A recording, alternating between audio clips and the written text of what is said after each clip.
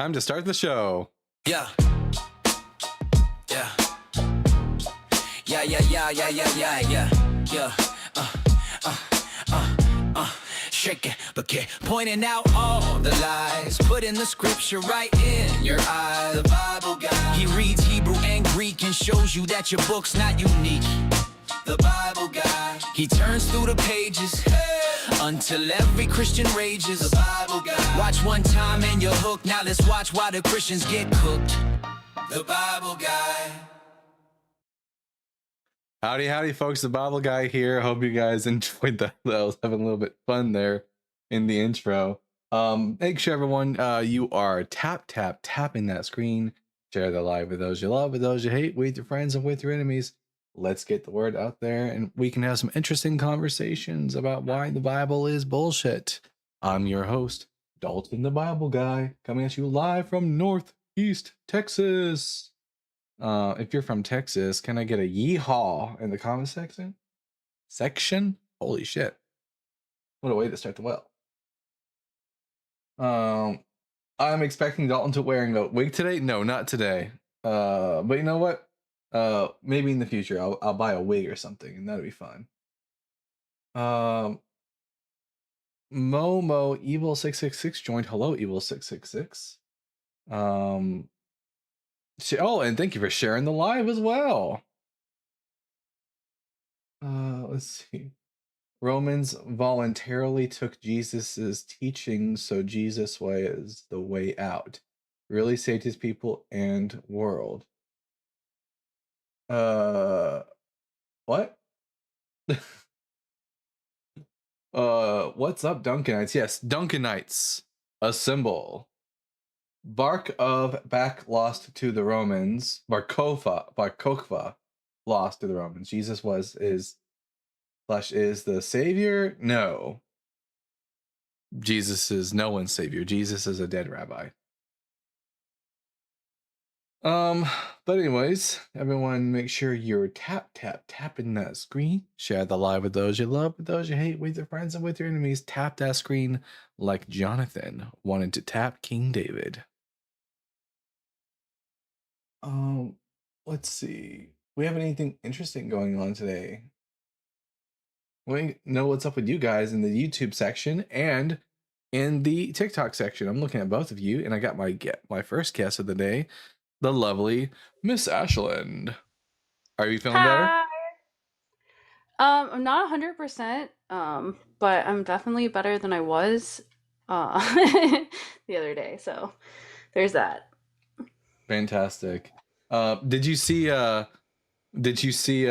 my opening today? No, I my room got quite messy. I don't know how. It's just like bottles of Pedialyte everywhere. So I was actively realizing that I should probably clean this up. Well, Doug bless you, my child. Yes. We're gonna bring up our first guest. KTM is King is a friendly and a returning guest. KTM, what brings you back to the Bible Guy show today? So I want to get some help from you discussing some verses, because I brought up in a discussion when they were talking about Deuteronomy, and I heard they said that the word for sees in Deuteronomy something 20, it's one of the ones that where they talk about a man seizing a woman, and it not saying grape, but it's about grape. I can't remember the exact verse. I was hoping you could help me remember. But I want to go over. What was that? Deuteronomy chapter what? Ashley, is it 21? Is the popular if a man seizes a woman? You're talking about Deuteronomy 22:13. It's later. Because there's one that says seize, and then there's an earlier verse that's actually talking about grape, and they actually use the word seize, but it's a different translation of a different word. And they were saying that that's their justification. So it starts at 13, and then so I think you're talking about 28 versus 25, I believe, yes. Off the top of my head. That's what I'm saying there. Let me pull up my book. they're saying that both words translate as seas, but they're different they're different original words. We went in over Hebrew. this before, Dalton. Yeah, so the word used in verse And 25 is the word vehechazik, which is from the root word chazak, and chazak is a word which denotes strength. So lehachazik, Yeah. thank you for the timer. Is like it implies forcefulness. Well, they were saying that they were saying that since it's a different word from the prior passage, and that there's no other. They were saying contextually you would use the translation that's not forceful, which seems silly, but they swore up and down and wouldn't let me speak otherwise. Oh yeah, they I have can't wait till I nothing. can do my own lives. Yeah, they have absolutely nothing to say on that. I mean, chazak and the other word being used in the other verse they're just like being used interchangeably to refer to a forceful taking and seizing of an individual. No matter which way And you split it, it's not consensual. yeah, and then I've had an interesting argument that I've decided to start using a bunch recently. It doesn't necessarily like hinge on like quoting the Bible really, or anything, but it's like compared to reading a book, like anytime if someone writes to me and they're trying to explain something to me, which is what we think God is doing, like why do we have to look up the minutia of language to understand it? Because like, do you normally have to do that when someone's trying to make you Yeehaw. understand them? Right? Why is the God? Which I think is a Why is it that the God who is not the God of confusion? Why is he so confusing? yeah, basically it alludes to that. And it's done some work, which makes me proud that I can think of my own arguments because I ain't a smart person. Um, and also, do you mind if I'm going to ask your permission before I do this because it's your channel. So I'm trying to get to where I can do live streams, and I was wondering if you'd allow me to whore myself out a little. Yeah, everyone, make follow KTM real quick, and so that he can get to 1,000 followers, so he can start doing his own lives. We love to promote other atheist creators. I'm not a creator yet, but that's my goal for sure. Yeah. But anyways, like I said, I just wanted to share that. I just wanted your input on that textual argument, and then that's all I really had. So I hope you. My advice for you is start posting videos on TikTok, and that will also start attracting some followers to your channel. Yeah, I'm gonna either start making like freeform content where I ramble and post it and see if that gets anything, or I might pull up like old dirt bike videos and start posting them. There you go. Whatever you gotta do, dude. All right. Well, I thank you for your time and for hearing me out and explaining for a bit. So take care. Yeah, I dropped you a follow. Someone said, "Why do you not like the Bible?" Well, come on up, and I'll tell you why I don't like the Bible. Well, why I don't like the Bible is, listen, I actually love reading and talking about the Bible. I just think that when it comes down to the is the Bible like a good source for morality, or is it divinely inspired? Is it true? The answer is no. It's not any of those things. But obviously, I like talking about the Bible because I do it every single day. But we got our first Emerson Harris. Emerson, I'm going to ask you 4 preliminary questions, and then we can get into the meat and potatoes of the conversation. So question number 1, are you at least 18 years old? Yeah. Question number 2, are you a Bible believer? Yep. Question number 3, how much of the Bible have you read? I'd say most of it. All right, and then final question, what pronouns do you prefer to go by? He. All right, Emerson, he, him. I'm Dalton, the Bible guy. Welcome to the Bible Guy Show. What brings you up? Yeah, I was the one that was asking, like, why do you not believe, or like, why do you not believe in the Bible, or why do you think it's not reliable, I guess? Oh, easily, because it has scientific and historical errors, contradictions, and Jesus didn't fulfill a single prophecy. Can we like look to see in the Bible where he did, or what? Yeah. If you think he fulfilled any prophecies, you're more than welcome to point to a prophecy of the Hebrew Bible, and we'll see if Jesus fulfills it. Okay, we can go to Daniel 9. Oh my. Starting verse 12. Yep. All right. starting verse 24 about the 70 weeks. And when does the 70 weeks start? 457 BC. Why 450? Why 457? Because that was the decree to rebuild and restore Jerusalem. Not according to Ezra. Not according to the book of Ezra. Yeah, according to Ezra chapter 7. Well, how does Ezra start? The book of Ezra, how does it start in the opening verses? What does it tell us? What are you talking about? In Ezra chapter 1? Yeah, Ezra chapter 1 tells us about the fulfillment of this prophecy. Here, I'll pull it up on the You mean screen. Let's see. You mean the fulfillment of the 70 weeks? Yeah. Yeah, the prophecy Yeah, given I by mean, Jeremiah, the very prophecy that Daniel is asking about in Daniel chapter 9. So we open up here, it says here, let me just it's kind of, there we go. In the year of King Cyrus of Persia, to fulfill the word of the Lord from the mouth of Jeremiah, the Lord stirred up the spirit of King Cyrus of Persia, so that he made a proclamation throughout all his kingdom and also in writing, saying, and then he gives the saying. But Ezra tells us explicitly that it's King Cyrus's proclamation which is done in order to fulfill the word of the Lord from the mouth of Jeremiah. well, there's 3 decrees though. Right? Yeah, but the book of Ezra tells us explicitly that it's King Cyrus's word that is the fulfillment.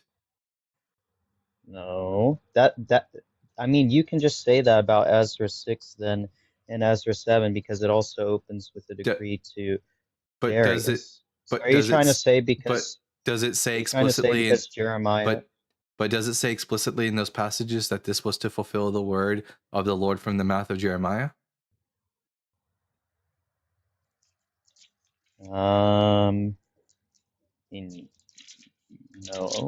I don't believe so. In Ezra And 6 yet, and Ezra 7. and yet, Ezra chapter 1 says that King Cyrus' declaration is the word which was to fulfill the word of the prophet Jeremiah. So when Daniel chapter 9 says that a word shall go forth, and that this was in reference to the prophecy of Jeremiah, and Ezra tells me that it's King Cyrus's word that is the fulfillment of the word of the Lord from the mouth of the prophet Jeremiah, then I would start the counting at the declaration of King Cyrus. I mean, I don't think that has a decree to restore and rebuild Jerusalem because I think it has to stay explicitly in the passage. What did the Jewish people do when they returned from exile? When Cyrus told them to go back to the Holy Land, what did they do? What? They rebuilt Jerusalem. And the problem is, sorry, wrong one. And the problem is that building and that declaration to rebuild was impeded, but it was already beginning to be rebuilt by the word of Cyrus. That says rebuild and restore, but there's 3 decrees. Yeah, they were in the process of restoring Jerusalem when it got interrupted, and that restoration started because of King Cyrus's declaration. Okay. First of all, so if you think it's Cyrus, when does it start then, and when does it end? 539, I believe. Here, let's see. When did Cyrus declare the Jews to return? Let's see. That's when he conquered Babylon. No, that's Nebuchadnezzar. No. In 539, but 539 through 538 is when Cyrus declared to the Jewish people to return to the Holy Land. That's the word, the declaration to restore, to return, and to restore, and to rebuild Jerusalem. Okay, so then if the 70 weeks starts there, and it's actually 490 years, so then you have to count 490 years from 539. Yeah, it only gets you to 48 BCE. Yeah, so where's the prophecy in that? The idea from the author of the book of Daniel was that around 48 BCE, all like everything would be wrapped up and fulfilled. Now, as an atheist, I'm What does willing to that say, mean? yeah. Well, for the author, it meant that God's kingdom was going to be was going to like come in, and like God was going to like rule and reign the world, and that the Jewish people would be exalted during this period of time. I mean, I'm not seeing a fulfillment at that time period. Like, what Yeah, because specifically happened at that well, time? nothing, because prophecy fails. Like it's because the book of Daniel isn't actually prophecy. That's the difference. Is Or that maybe that's the difference, because if you see a failed prophecy, you have to recontextualize it in order to make it fulfilled. Most religious people do. I can just read what Daniel says, take it for what it says based on the context of what the Bible says, and then when it fails, I can go, well, I mean, yeah, it failed because it wasn't really a prophecy. yeah, but that's what I'm saying though. If you start in the decree with Artaxerxes, which Why would I do actually that? talks about restoring, because it's the one that actually talks about restoring and rebuilding Jerusalem. Well, If you start in no. Artaxerxes, which happened in When 457, did the people of Artaxerxes was when they were put on pause because of their enemies, and they went back to rebuilding, but the building and restoring of Jerusalem had already started prior to Artaxerxes. Artaxerxes still told them, look, no, you can resume what you were doing. That's all that Artaxerxes is doing. He's not declaring that now is the beginning of the that's what I'm. restoration to rebuild and restore Jerusalem. That's partly what I'm saying also, because why is there other decrees after Cyrus? Because there's other decrees for a reason, right? A That's decree why to Artaxerxes is the a, last de- decree. a Yeah, decree to resume what King Cyrus had already started. right. And restore it. That's exactly what you just said. Yeah, Because but he's that's restoring not. the temple. But the Book of Ezra tells you when that prophecy was fulfilled. Doesn't say it happened under Artaxerxes. No, doesn't You say have it to. was. It doesn't say it was You have to fulfilled. ignore Ezra. Yeah, you have to. No, it says that what King No, Cyrus did fulfill Daniel was to 9:24. was to fulfill. What was Daniel praying about in Daniel 9? What was he asking Yeah, about? he was praying about Jeremiah. No, you're Uh-huh. right. He was praying regarding the Jeremiah, but what I'm saying is it in verse 24 through 27 it of Daniel 9, it talks about rebuild and restore. So What is he's verse 25 restoring the says? temple. Verse 25 says, therefore, know therefore, and understand, from the time that the word went out to restore and rebuild Jerusalem until the time of an anointed Right? prince shall be 7 weeks. When was that word according to Ezra? Yeah, that's in that starts in the decree of No. Artaxerxes because Where it's does the talking about the where does restoring. the book of Ezra explicitly say?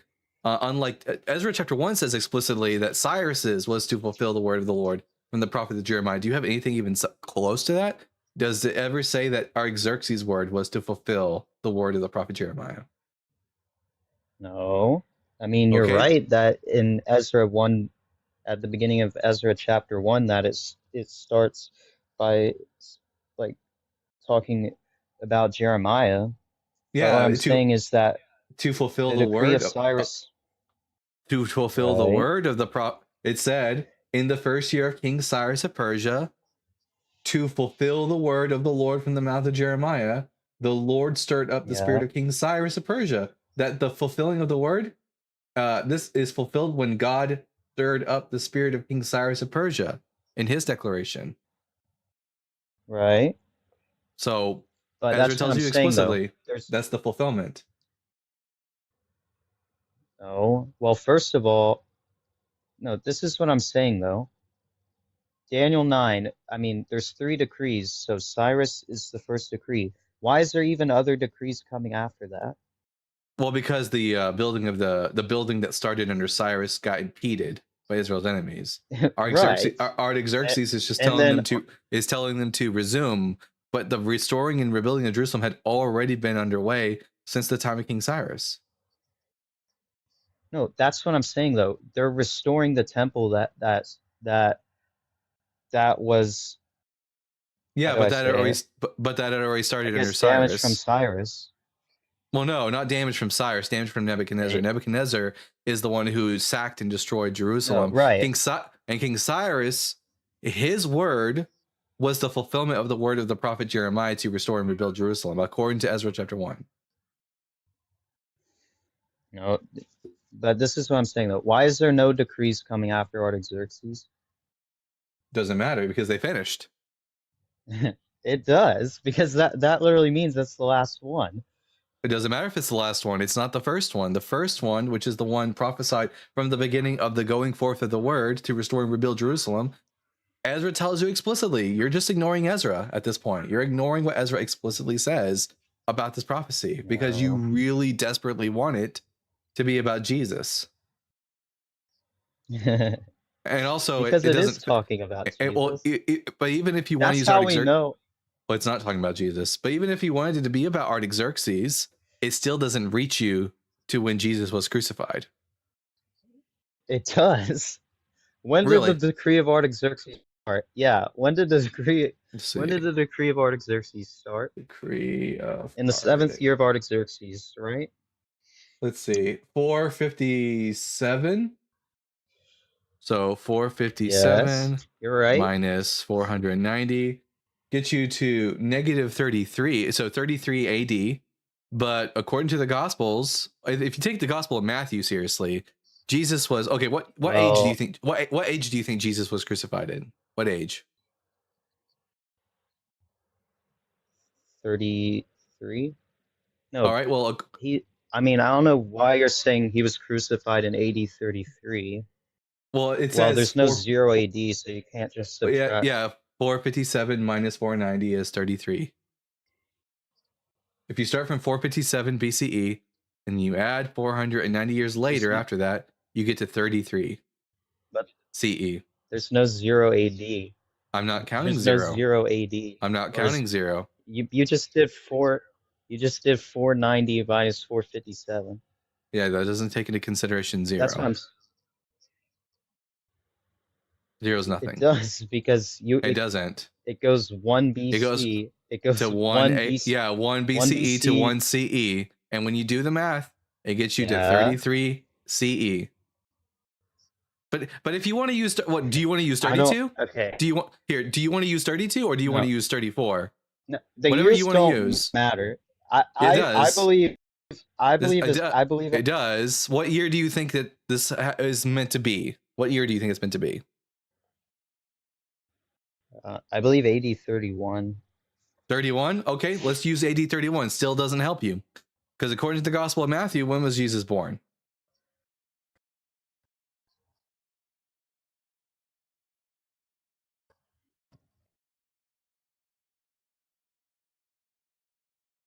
Emerson. According to the Gospel of Matthew, when was Jesus born? Like when? Like you want me to give a BC date? Yeah. What are you based talking on about? based on the evidence given to us in the Gospel of Matthew, says that he was born around, he was 1 or 2 years old around that age when King Herod the Great died, right? Right. That was that When did Herod was die? around like what, 3 or 4? 4 BCE. So it's a would you? I'll be generous to you. I'll give you 4 BCE. If you add 33 years to 44 to 4 BCE, what do you get to?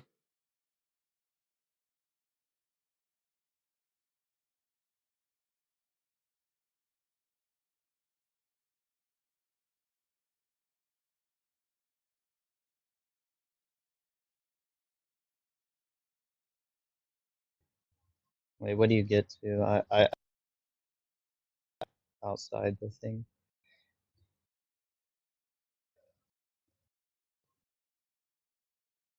Let's see. It still should it should be 33. 33, No, right? it doesn't get to the 33. 4 BCE plus 33 years.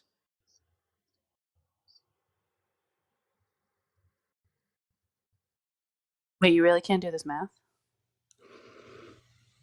It's 30 AD. That's 3 years too early for your estimation. Now let's take into account the Gospel of Luke. The Gospel of Luke says that Jesus was born during the census under Quirinius. The census in Acurnius took place in 6 AD or 6 CE. Add 33 years to that, get you to 39 CE. Still not 33. So even if you want to use Artaxerxes, it doesn't either. None of the Gospels get you to 33 CE. Well, we don't know the exact dates, though. That's the thing. Herod We could have do. been 3 BC, 4. I think it's No. 3 BC or 4 BC. Yeah, 4 BCE. Herod ruled Judea from 40 BCE to 4 BCE. We know when he died. According to the Gospel of Matthew, Jesus was born before he died. Either one, it was like 1 to 2 years before he died. So Jesus was born sometime between 6 to 4 BCE. Yeah. Add 33 years to that, it doesn't get you to 33 CE. No, 31. So now we're going to 31. But that's not what the math that's what I said, leads us. though. That's not what 490 years after what was it? It does. That's what I'm saying. 557. Let's do here. 557. Was it 557 or 550? Yeah, 457. 457 BCE plus 490 years. Let's see. 34 CE. So I was actually off by 1. 34 CE. Doesn't get you to 31.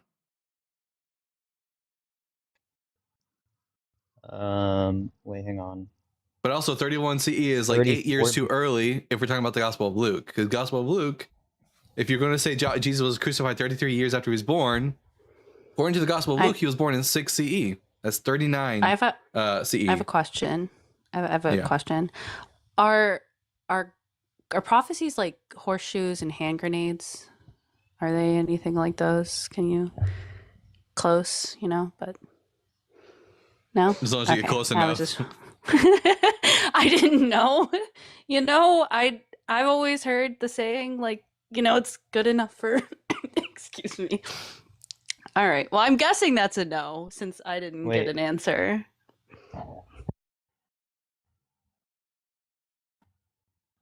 Didn't get it. I was okay. You've never played horseshoes or hand grenades, Emerson? Brother, no, I want to talk to this guy because I realize you talk to both of us now because you talk to both of us. No, right? I can. So 490 years. It does. No, hold on. Why were you just rude? No, sorry. I wasn't trying to be rude. No, I was just saying I wanted to respond to the AD 34 thing. That's all. Yeah, your math's wrong. Okay. Objectively, your math is wrong. No, you're right. It's AD 34, but what I'm saying is it cuts off in the middle of the week. That's AD 31. I see where the confusion is now. Because if you read verse 25 and 26, it says that he was cut off in the middle of the week. Well, he wasn't cut off. He was cut off and had nothing. This is referring to the death of King Onias III. He's the anointed one who was cut off having nothing. That's the consensus of the scholar. That's the consensus of the scholarship. Right, that's the consensus of the scholars. No, but what I'm saying is if you start at 457 BC, you go to 490 years, that gets to AD 34. So if Messiah the Prince, which is talking about Jesus, not Messiah the Prince, an anointed prince. Messiah, there's not a title; it's a description. It's an anointed prince. I mean, Messiah means anointed. And by the way, it's not the anointed prince that's cut off. It's just an anointed one is cut off. There's two anointed ones, and the anointed prince is referring to Cyrus. He's the anointed prince. Isaiah 45 calls him Mashiach, and then King Onias, and then High Priest Onias, and then High Priest Onias III is the anointed one who's cut off and has nothing.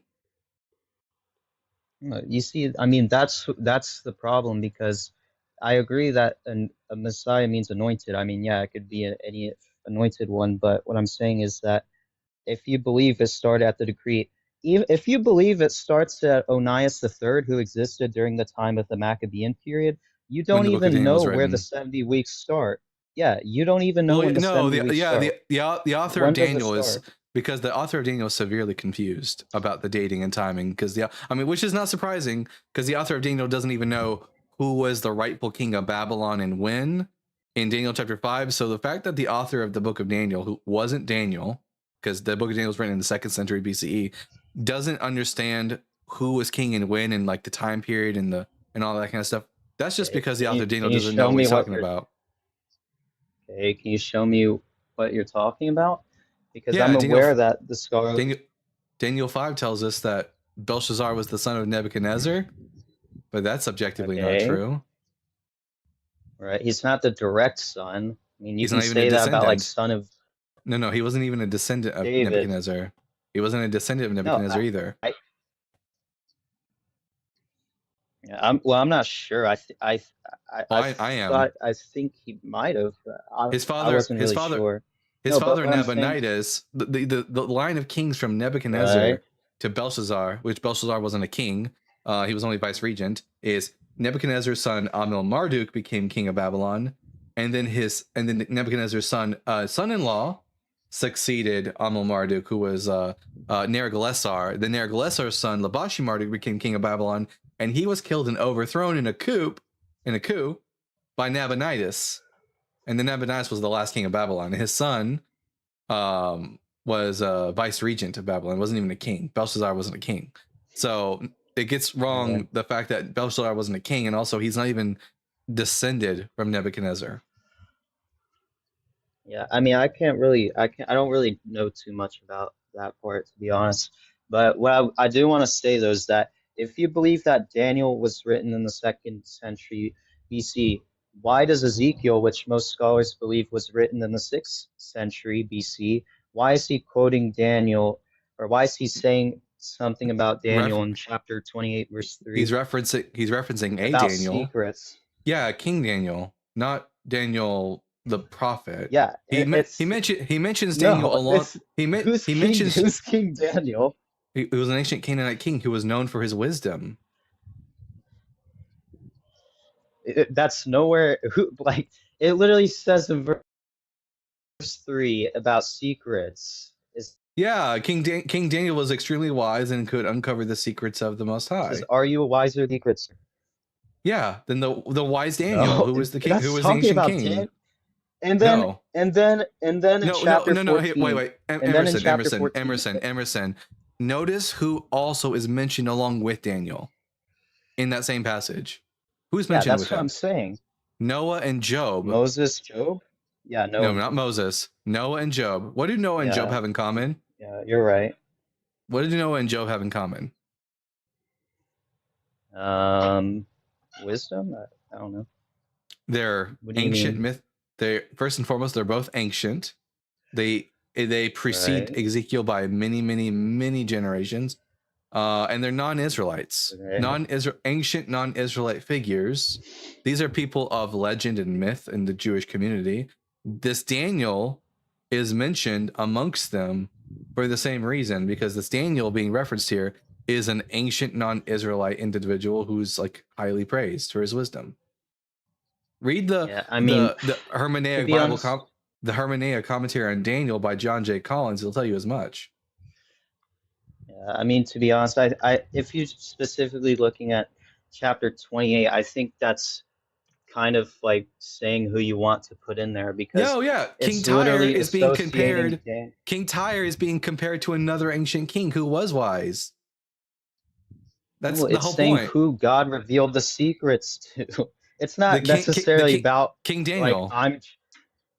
So No. in the book of Ezekiel, in the book of Ezekiel chapter 28, the king of Tyre is being compared because of his foolishness. He's being compared to an actual wise king from Canaan, King Daniel, to whom many secrets were revealed because he was so wise. No. Brother, you can keep saying no, but you didn't even. You weren't. But you weren't. You can keep saying no, but you weren't even aware of who this individual was. I think. I mean, it's like I just don't know who else that could be, because besides Daniel the prophet. Yeah, King Daniel. Because, there's more than one Daniel, right? No, of course. Yeah. There's not only one I just person think from that's Israelite. kind of trying to like. It's not hard.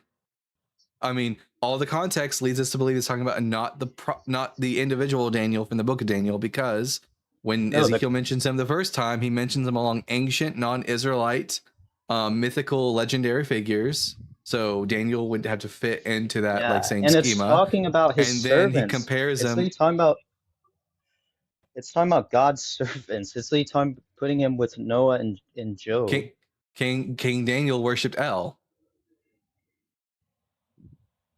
Okay. Who's El? No. What is El Elyon. I don't know. What El are you talking Shaddai. about? El Shaddai. El Elyon. El Olam. Yeah, El Shaddai. Yeah, King Okay. Daniel worshipped El Shaddai. But why would? Okay. That's what no, but it's like you're putting it with Noah and Job, who are actually very well-known Bible figures, and then No, well, not I no, don't know not why well known. You don't even know who Job is. Like, you don't know anything about Job really, except for like the story of Job. Like, you don't know who his parents are. You know, he's not even an Israelite. We don't even know when he lived. You don't know anything about Job. He's just an ancient. I never said. He's an ancient mythical figure I never that said. the Israelites I never revered, said. and we can see examples even in the book of Genesis where non-Israelite kings like Melchizedek are revered. A Canaanite king. Yeah, I never said Job was an Israelite. I never even said. Is your only Job. complaint the fact that King Daniel isn't a figure who in your mind doesn't appear in any book of the Bible, as if the Bible No, is the extent of all Israelite knowledge? No, that's not even what I'm trying to say. My main thing is give that me in verse anything 3, that's it's substantial to rebut. secrets. Yeah, secrets. God revealed secrets to Daniel. Daniel 2:19. And King Daniel Literally was known for Daniel. being. And King Daniel was known for Okay. being excessively wise. If you're wise, it's because God reveals secrets to you.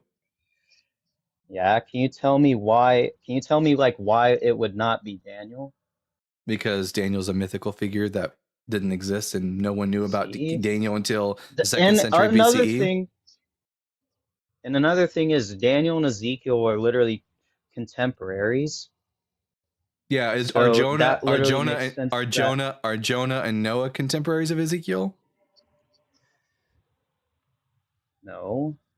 And yet this Ezekiel is making reference to a Daniel, mentioning him alongside of these other ancient non-Israelite legendary figures, and talking about how God has revealed wisdom to. Makes much more sense if it's referring to King Daniel. No, because Ezekiel already knew who Daniel was. Listen, I know you.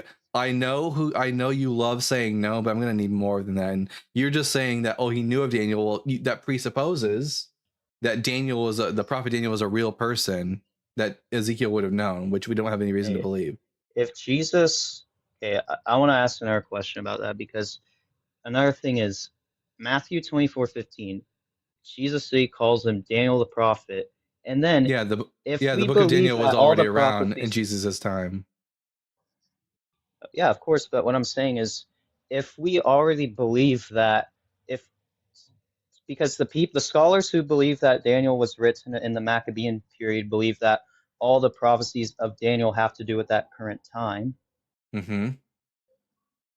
Yeah, so what I'm saying is, why is Jesus talking about the abomination of desolation in Matthew 24:15? Easy, no, because but it's a future prophecy. Because like you, Jesus couldn't deal with the fact that there's failed prophecy, so he has to renegotiate and recontextualize what the prophet said. That's what religious people do. When prophecy fails, instead of saying, well, I guess this person was a false prophet, what you do is you recontextualize and say, well, actually, it's referring to a later time period. That's what Daniel is doing. Daniel is dealing with the fact of the failure of the prophecy of Jeremiah. Jeremiah said 70 years. After 70 years, it didn't end. So what does he do? Oh, no, it's not actually 70 years. It's 70 times 7. It's 490 years. Yeah, because Daniel was praying. Yeah, no, that's just Daniel was praying about it. That's the narrative. That's the narrative. That's the narrative written in the book of Daniel, but that's not true. That's just the author of the book of Daniel, coping with failed. What the abomination that caused desolation is referring to Antiochus Epiphanes when he slaughtered a pig, no, when he and when he slaughtered a pig on the altar of Yahweh to Zeus, thus defiling the temple.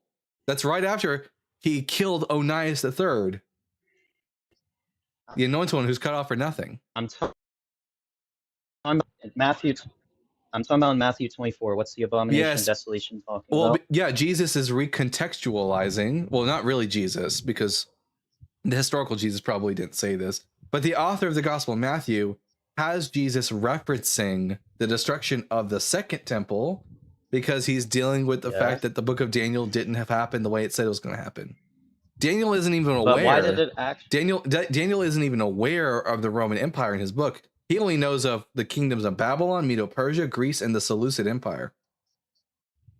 Okay, but that's what I'm saying, because I actually believe Rome is part one of is the last kingdom in Daniel 7. It's not. But It's the Seleucid Empire, the king of the north. I mean, okay. Let me ask you this: in Daniel 7, when there's 4 kingdoms, right? So you believe it's Babylon, the Medes, the Persians. Like the Persians and the Medes are separated. No. Babylon, the Medo-Persians, the Greek Empire, Greece. and then the Seleucid Empire. Well, that's you know most scholars usually separate the Medes and the Persians. So what they have is Babylon. The foremost Persians. scholar on the Book of Daniel, being John J. Collins, who wrote the Hermeneia Bible Commentary, would disagree and say no, it's it's clearly Babylon, Medo-Persia, Greece, and then the Seleucid Empire. What do you think? Who do you think the kings of the north and the king of the south are? No, in Daniel chapter that 9. is talking about that. No, that is in Daniel 11. You mean that's the king Daniel of the north 11. and the king of the south? Yeah, who's the king of the north and king of the That's south? talking about that.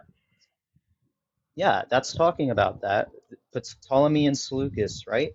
But what I'm saying is that in Daniel 7, most scholars, if you look it up, they actually believe that the Medes and the Persians are separated. They put Greece as the 4th kingdom, and then they believe the horns, the horns coming out of the 4th kingdom are actually Again, Theodosi, the foremost scholar on the Book of Daniel would just disagree with you in this, and he brings up good reason for that, because the Book of Daniel clearly presents the Medes and the Persians as being a single united empire. So Babylon, the Medo-Persians, the Greeks, and then the Seleucid Empire under Antiochus Epiphanes IV. Which, by the way, the Book of Daniel gets wrong how Antiochus was supposed to die. because that's not talking about Antiochus the 4th Epiphanes. That's what scholars think it's talking about. No, you just confirmed in that the king of the north is the Seleucid Empire. No, but the king of the north and king of it's talking about that. And when it describes the way that and when it describes the way that Antiochus would die in that chapter, it gets it wrong. Yeah, no, that because the last part's not talking about Antiochus the. It is. The beginning. The beginning is. At what point in the passage does it suddenly shift to a different empire in chapter 11? Which verse? I can look for it. At which point is the king of the north no longer? Is the king of the south? Does it also change? Is it no longer the Ptolemies? Yeah. No, it's changed. That's what I'm saying. The kingdoms change throughout the history. No, it's not just Ptolemy and Seleucus all the time. I know it's Ptolemy and Seleucus and their descendants, their successors within their respective kingdoms. The Romans were never the successors of Seleucid. Okay, but this is the question I wanted to ask you though. The 10 horns you believe is the Diadochi, right? Or the successors after Alexander the Great? Are we just gonna dodge? Yeah, Just like it looks run like away. it. We're not going to move on to the next point. We're going to stay on point. You're going to need to show me where in this chapter it suddenly switches from the Seleucid versus the Ptolemy empires to like 2 other empires later on. Which verse does it suddenly shift? Okay, I can look for it. Hang on. Let's see. Jeopardy theme song. Oh yeah.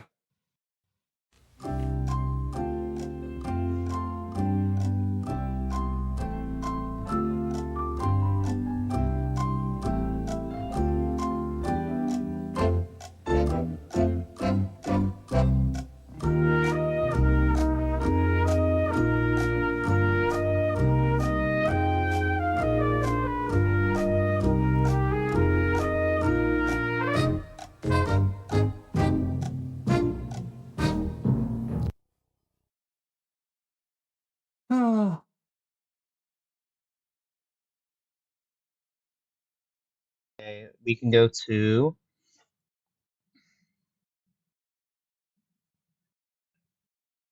I guess start in verse 15 or 16. Is that when the kings change suddenly?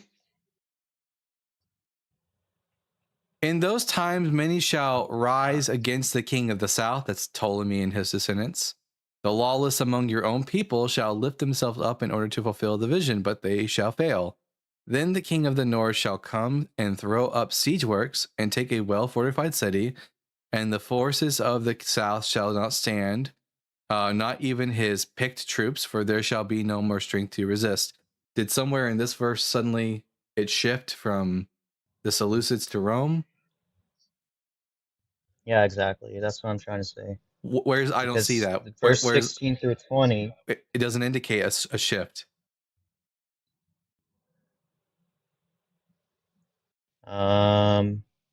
Everything What do you described mean? after that is still the Syrian wars. Like up until the death of Antiochus, mentioned later in this chapter, everything here is accurate to the Syrian wars, which were near in history to the time that the author was writing. Okay. No, but like I'm saying, I don't believe this is talking about Antiochus. Well, you'd be wrong because you've not given us any indication, any strong indication that suddenly, abruptly in the narrative, that suddenly the king of the north is no longer like the Seleucid Empire. Also, I hate to be this person, but guys, we are at No, but what I'm 15.2 saying likes. Hold on, Emerson. I was speaking. is I I know you don't can't think hear me. I know Yeah. you like don't have ears because I have a high pitched voice and I I just have needed the him. wrong parts. But we're at 104 people in here and only 15K likes. Let's get up to 30K likes, guys. That does help push out the algorithm. We don't have another guest in the box, so we're stuck with Emerson, guys. Boo. I know. But yeah, keep tapping that stream, send this heart me, repost out, do all the things on YouTube, hit the like button. That was just my brief mod intervention. Now, Emerson, you need to show me, because you can't just say, well, suddenly the kings switch. You need to show me in the text where it says now we're talking about a new empire altogether. Otherwise, I'm not going to believe it. I'm just going to believe that you are dogmatically asserting that suddenly now it's the Romans and not the Seleucid Empire, because that dogma is appropriate in order to fit in with you. That belief is appropriate to fit in with your preconceived dogma that all scripture is inspired and without error. So you're going to just show us in the text in chapter 11 here, where does it ever indicate a change in empire? You need to unmute yourself. The little microphone button at the bottom. There you go. Can you hear me? Yeah, I can. Okay, but I don't believe even starting in Daniel, like even in starting in Daniel 1 when it talks about Persian kings are coming up. Nope, we're talking about verse chapter No, 11 but right that's now. what I'm saying. I don't think we're talking about no, chapter this 11 is right in Daniel now. 11. We're not letting you pivot. This is chapter we're saying 11. chapter 11. No. Yes, this is chapter 11. It says it's talking about that there will be Persian kings. Uh-huh. And then Alexander comes up. So already right there, this is not talking about Antiochus, The Greeks. because Where does exactly. Antiochus come from? Where does Antiochus come from?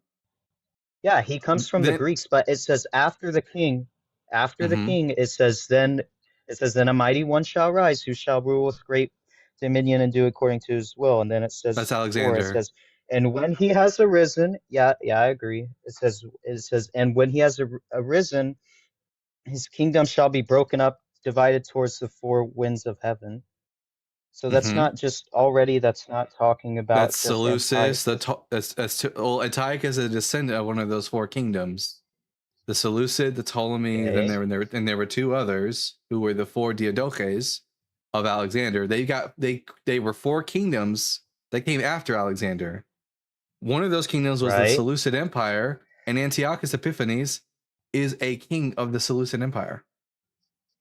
Okay, that's like showing. That's like saying to you, when does the shift happen to where it goes to Antiochus now? Because you can say, No, no, oh, it no. When does happens it switch? between the When? north and the south.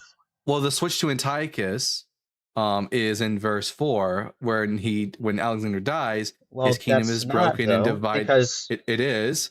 Then the king of the south. Who's the king? Antiochus, The king Antiochus is the king of the Seleucid Empire. The he king of existed the in the 2nd century BC. Alexander Yeah, died in 4th that century that's BC. that's because the king of the north is the Seleucid Empire. The king of the south is the Ptolemaic Empire. Not just one king from each Okay, empire, that's multiple like, kings. yeah, exactly. That's what I'm trying to tell you. It's not just talking about Antiochus.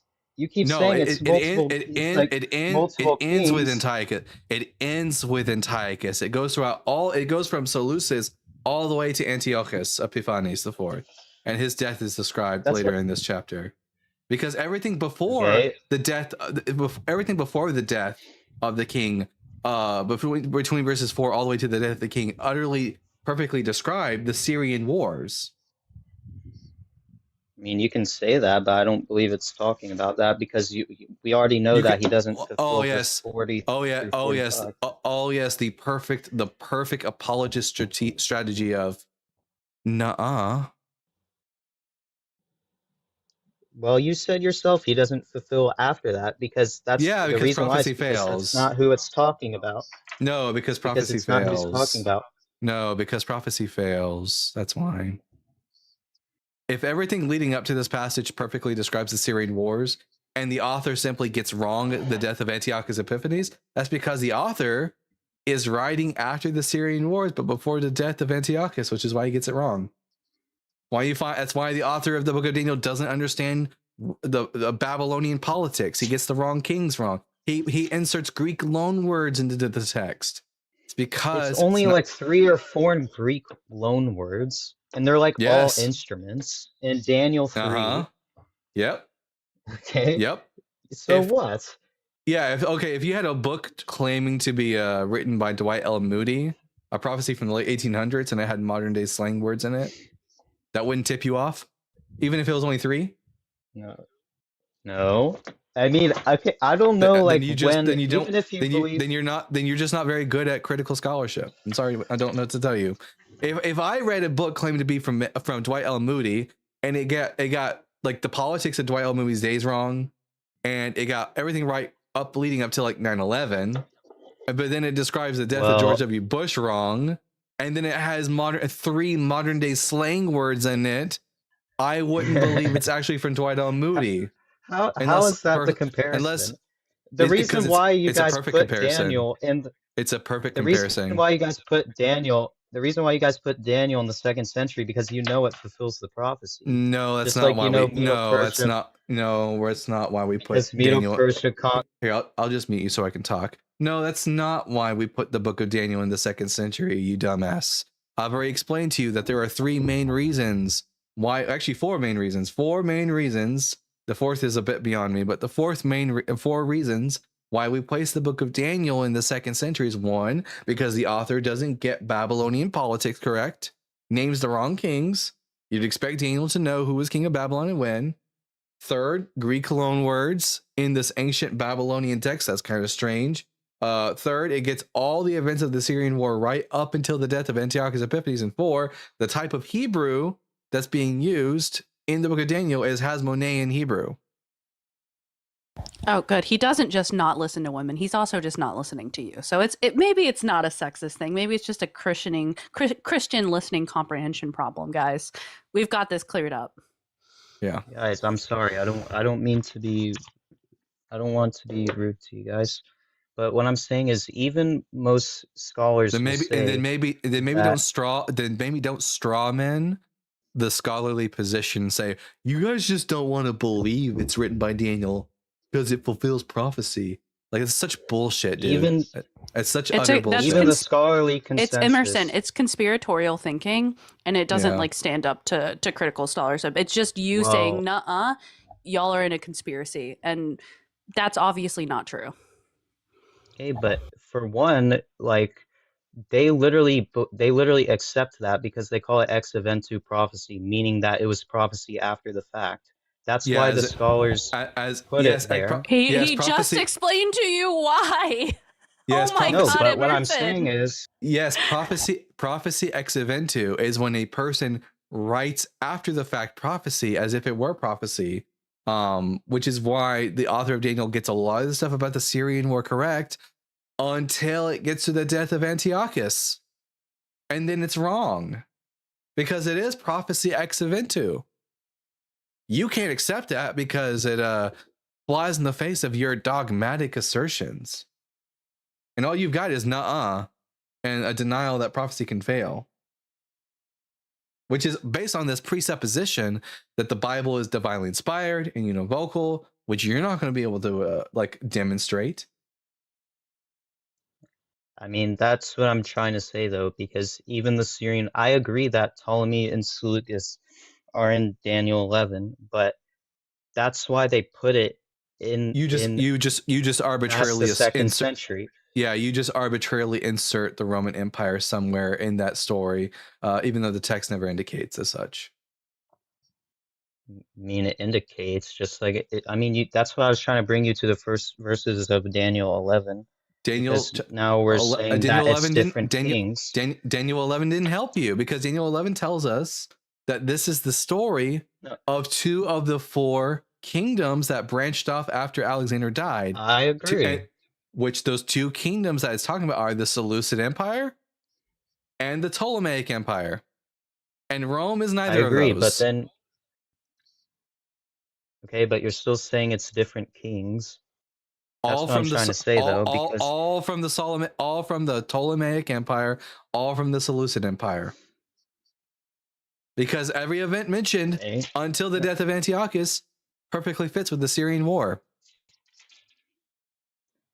Okay, just like what I'm saying though, you can put that there, but then now all of a sudden Antiochus does not fit the prophecy because he doesn't fulfill the last several verses. Yeah, that's fine with me though, because prophecy can fail. The author writing the book of Daniel was writing this prior to the actual real life death of Antiochus. That's why he gets it wrong.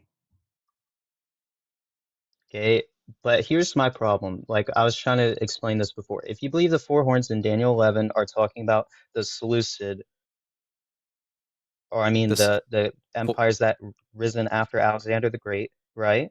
And like Seleucus, Ptolemy, and the other 2. In Daniel 7, there's a beast with 10 horns. So you believe that's also the Seleucid?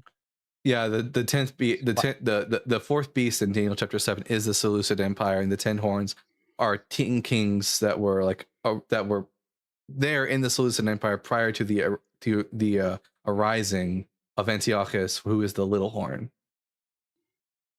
Okay, so is it 4 horns or is it 10 horns? Well, these are 2 different prophecies with 2 different pictures. What's the difference though? Different visions. What do you mean it's different prophecy? Different it's visions. Seleucid. God uses different.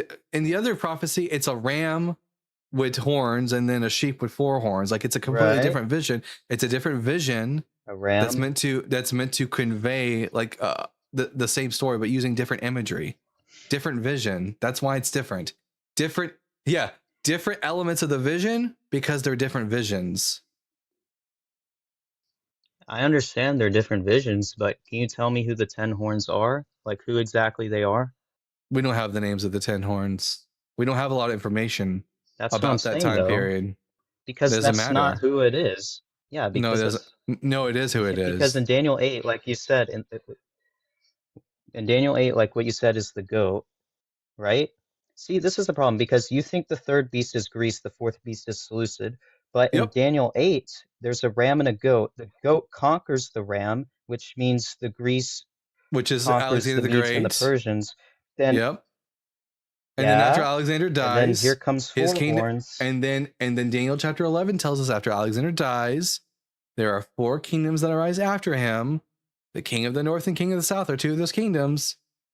And it gets the death of one of the kings of the south, the king of the north wrong.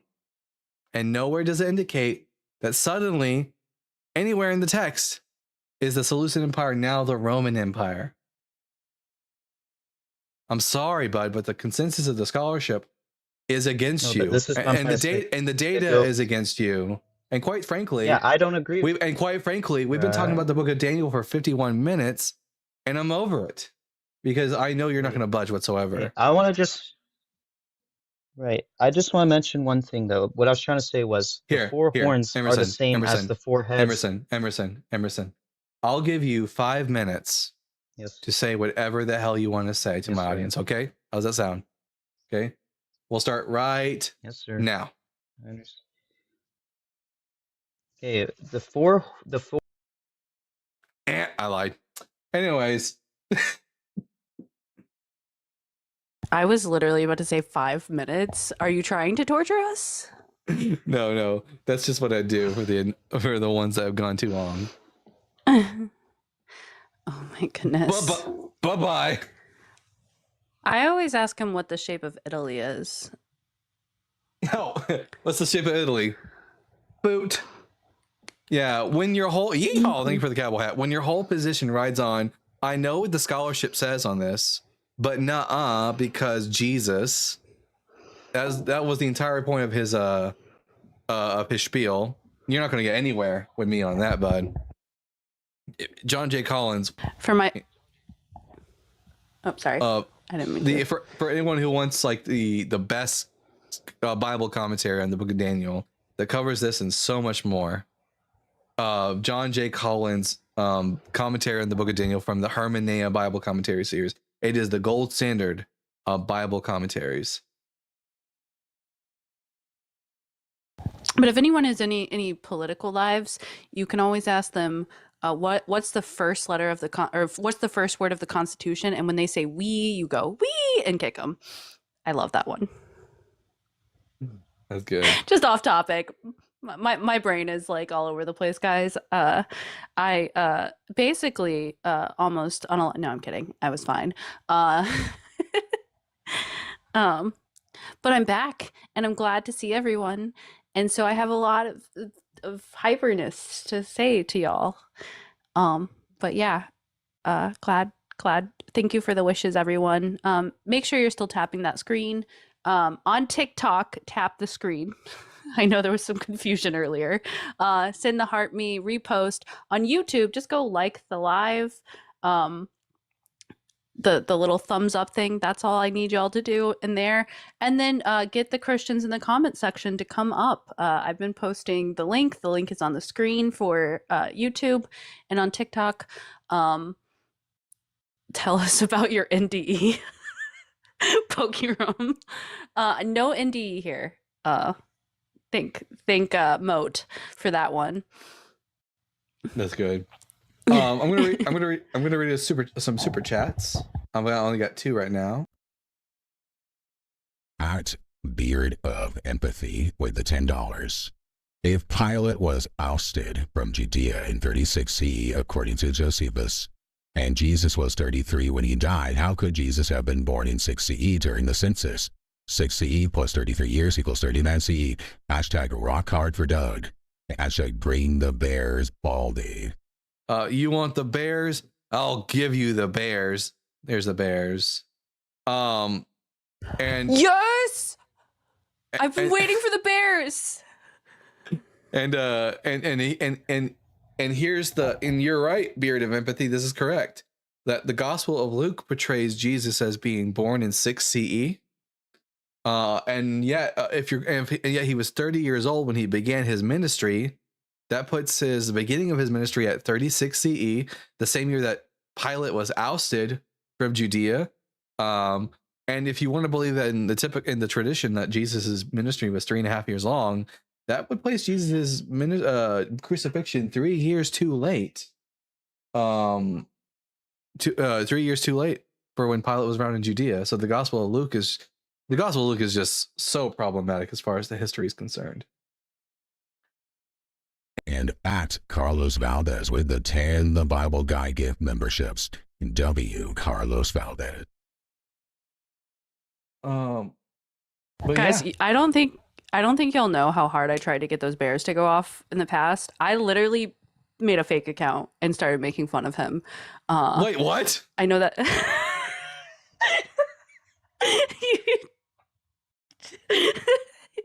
And then I asked you, and you're like, I don't have them ready yet. And I was like, ow. Okay, maybe I shouldn't have done that. All right, we got another guest.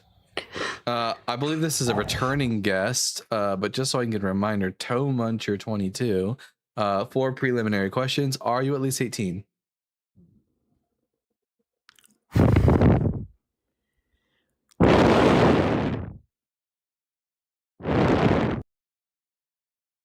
Well, that was weird. Interesting. Yeah. Oh well. Like, if you're gonna Anyways. troll, be a good troll. Like, today's not like bad troll day, so like, don't come up today. Good Go live troll under day a is today, bridge. though. Go live under a bridge, yeah.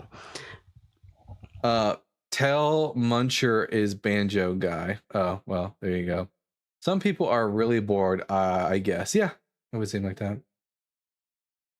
No banjo today. Send the bears. Someone said lore drop. So according to you, Bible guy, how did the Jews got free of the Romans?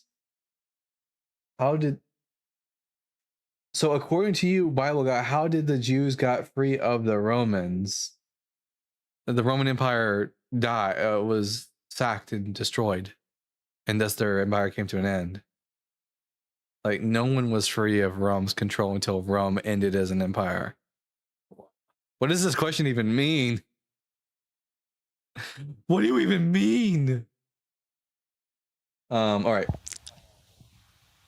At Zach Petronov with the $5. Glad Ashland is back. This live was missing some P-E-G-G-I-N-G. Oh yeah. You do have the energy of someone who would peg their Okay, guy. so I once convinced an ex-boyfriend of mine that, like, because he wanted to do it to me, so I said, only if you let me do it to you first, so you know how it feels. And like, he was like, okay, fine, you know. And I was like, okay, I'm not gonna tell you like when, you know, just when I really feel like it. So I literally found a picture of the strap-on device that had the same color of our sheets, and I sent it to him while he was at work. So the full day he thought he was coming home to get pegged. I wasn't gonna do that to him. Love that. I'm cruel sometimes. Remember, folks, our saying here on the Bible Guys show: if there's no pegging in heaven, I don't want to go. That needs to get. I'm gonna put that on a shirt, though. That's gonna be one of the merch objects for sure. Fair is fair, says Lady of Heaven. Yeah, fair is fair. Some of us, that's not a threat. That's a promise. Yeah, I don't think he wanted it, so I wasn't obviously gonna do it to him. Like, that would be horrible. But I was gonna play some minor jokes on him. He thought it was funny too in the end, guys. Don't worry. No boyfriends were harmed in the making of this joke. Don't threaten Duncan with a good time, right? For real. The Christian Romans got beat by the Islamic Ottomans. That did happen. Yes. Wait, now you're bald again? Yeah. Yes. I've been bald for how long now? A couple weeks? It all worked out in the end. My English is not too good, so I only understood she is single. That's weird. Wait, what? Some Christian in the comment section. My English is not so good, so I only understood she is single. To you. Wait. In what comment section? On YouTube. Oh. Albeit Ashland, if you start a podcast on any subject, it will be an avid listener. You crack me up all the time. Oh, no, I know who you're talking about now. No, thank you. Do you understand that? To the Christian, yeah. Oh my gosh. Yeah, but you had a live on yesterday, but it was basically, I guess, a rerun, and you had hair. Oh, I see. Yeah, no, yesterday I was oh yeah, now I need to ask you guys about this. So I'm thinking about I've already started like a second YouTube channel. And I'm going to have on that YouTube channel just reruns of all of our lives that we've done up until this point, like a 24/7 stream. So like if there's no one else on for you to listen to, you can just go back and like watch the stream and listen to my old debates. What do you guys think about that? Does Ashlyn have a channel? She does have a channel, but she doesn't post any content to it. On my YouTube channel, no, there's nothing on there. I think I might have like something from my undergraduate degree in research that's on there. I think that's like the only video I have up, which I think all of y'all would found just boring as hell. It would bore you to Wait, death. It's about don't you have the video of you at that concert with the sign? Oh, do I still? I might have like. Did I leave that up? That might be up too. It's Luke Bryan. When I was like 20 years old, I was 20. Yeah, I told Luke Bryan in a sign that he makes my ovaries go boom boom, and he read it out loud to me, and then asked me if my mama made that sign. Yeah, that's the other video. Very grainy. This is a long time ago. I'm old. I'm pretty sure this next person is a troll. I guess we'll find out. MAGA World 66. Yeah, I thought. That checks out for a MAGA. Yeah. Anyways, not gonna pay him any attention. Don't feed the rats, I say. Anyways, you need to start with national. Don't disgrace rats like that. Rats are extremely intelligent. Oh yeah, that's a good point. Rats are far more intelligent than any MAGA person I've ever met. If you're MAGA, you're either evil or stupid. One of the two. Let's see. I'm 55. Thank you, Diddy. No, you're not old. Rats are cute. I'm gonna be 32 this year, and I almost forgot my age like 2 days ago. I'm gonna be turning 30 in less than a month. So Dalton's old. Sorry. Yeah, I'm gonna be hitting the big 3-0. You know what? My life is just now starting. I don't count my 20s at all. I don't. I'm good. Goodbye and good riddance. I hated my 20s. You should throw a funeral for your 20s, like a party like that. I wish I would have done that, but that. Just a funeral for the 20. Wear all black, get a black cake, mourn for your 20s. Rajadi Dajadi says, and if your Bible guy, my Bible guy, I think you meant you are, like with apostrophe. If your Bible guy, you are Bible guy, you are extremely generalizing. No, I'm not generalizing. If you're MAGA, you're either uneducated or you're just a bad person. No generalizing there. It's one of those two things. You either don't know what you're voting for, or you do know and you're just a bad person. Yeehaw! But you're more than welcome to go on Joe Vaughn's live, Joe Vaughn Bradley, and tell him why you're not stupid or evil for being MAGA, because he'll fucking like destroy you on that.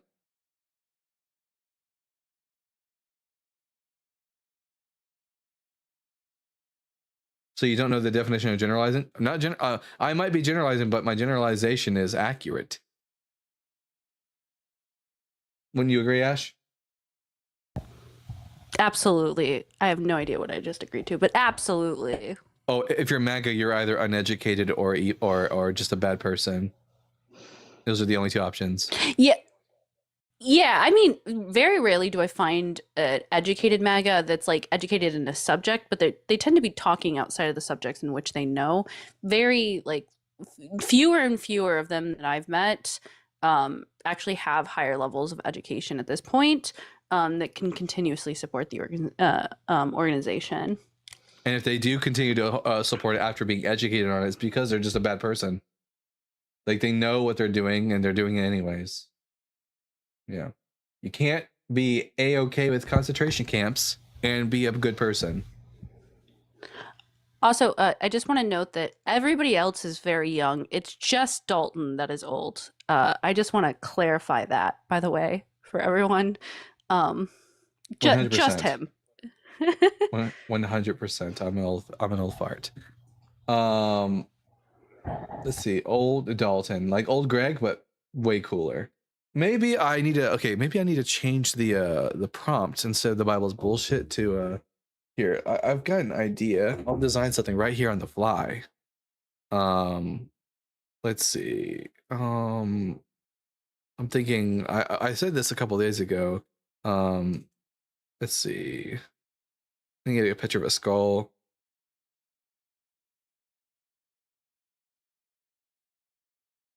I don't know. I'm thinking Jesus Christ is or Jesus is dead. Change my mind. Yeah. With a little skull with a crown of thorns on the side. Is going to procreate. By the way, guys, the app I use for art, digital art and stuff like that is called Procreate. It's like Photoshop, but you only have to pay for it once, so it's not a recurring subscription, and it's more art orientated. It's not really for like photoshopping pictures, although if you're creative enough, you can definitely use it for that. I've photoshopped pictures with it before. Me and Ashlyn, we used to for fun, just like do Photoshop stuff on my Procreate. Oh my god, the ones of Maya. Oh yeah. I wonder if I even still have those. So there was it's technically Elias's dog, but yeah, it was a golden retriever puppy, and we put her on Vogue. On a Vogue magazine, yeah. Of course. This is what we did in our free time. Here, change the size of the canvas.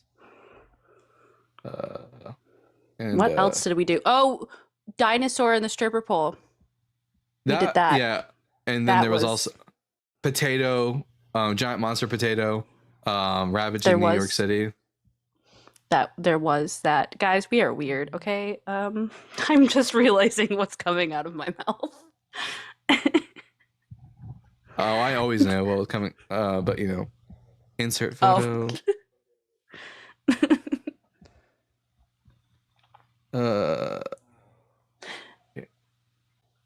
Change my mind to keep that the same, and then here we go.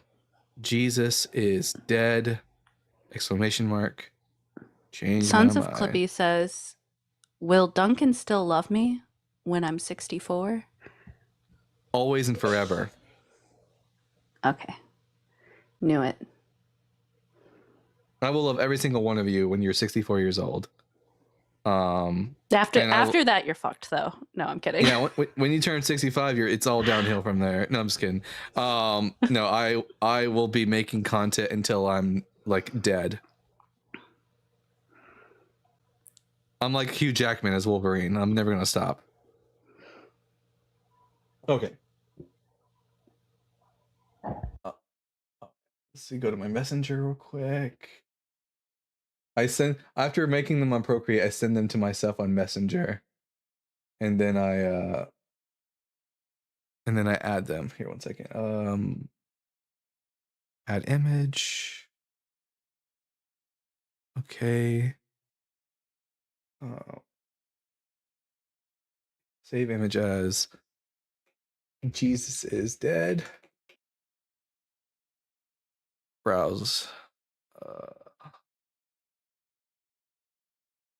Pictures. What did I save that to? I didn't even look what I saved it as. To. I saved it to I have my no thumbnails. idea what you're doing. You know, if there's more silence, I'm going to accidentally have to tell the story of the one time I had to super glue a peen consensually. You know, I was thinking about that actually earlier. You were just thinking about the time I had to super glue a peen? Always, yes. That actually comes up in your mind often, because this is the first time, because it's the same ex with the strap-on story. Yeah, yeah. Oh yeah. I mean, when you were telling me the strap-on story, I was thinking about it. I was like, oh, I remember that one time with the super glue. So someone said, "Do tell." Go ahead and tell them. Okay, so I had the ex. He had very thick hair, so he used a straight razor. Didn't say I dated smart dudes. To shave down there. Anyways, so I just hear Ashland, Ashland. So I run into the bathroom. He's making sure it's not all gonna bleed to death. And he's just holding it. So, and he doesn't have health insurance because I also don't tend to date responsible men. So there's that. So ER was out of the question because that'd be an extremely expensive bill. So I call my father, who is an ER nurse, so he has enough experience. And I remember using super glue on myself as long as it's like sterilized. It's actually treats it pretty well. So I call my dad to make sure, like, okay, this is cool. And because this is my idea, this is the first thing that I can think of because I can't wrap that wound. That's not going to work. There's no way to like effectively wrap it. I used to be a medic, by the way, guys, so in the army. So I actually have experience doing this stuff and I'm trained. But yeah, so I had to call my dad and he's like, yeah, that'll work. And then I hear this like brief pause. He's like, but you're going to have to, and I'm like, I know, Dad. I know. It's gonna need to be happy to see me because it can't be down because of where the injury is. So here I am running to Dollar General on the phone with my dad, explaining how I'm going to have to get this man happy so I can super glue his peen. And the ending of this story is that I ruined my glasses because I went to go use the super glue after I had like disinfected everything. I had gone to like pump up the super glue and it squirted me in my glasses just dead on, and I was like, this is very ironic. But he was fine. Yeah, it worked out really well. No infections, healed up really well. The super glue came off with the skin as intended. And yeah, it was the time I super glued a peen, guys. All right, I've almost got this taken care of now. Now that crazy story is out of the way. Let's see. I'm gonna add it here. Image. Jesus is dead. Oh, way too big. And that's the story of Moses. Exactly, guys. Well, just to be clear, I did have to like get naked to do this entire thing to make sure he was, soldiering strong. So I am naked while super gluing the peen. That's a detail that I forgot to add. Jesus Christ. Where is it at?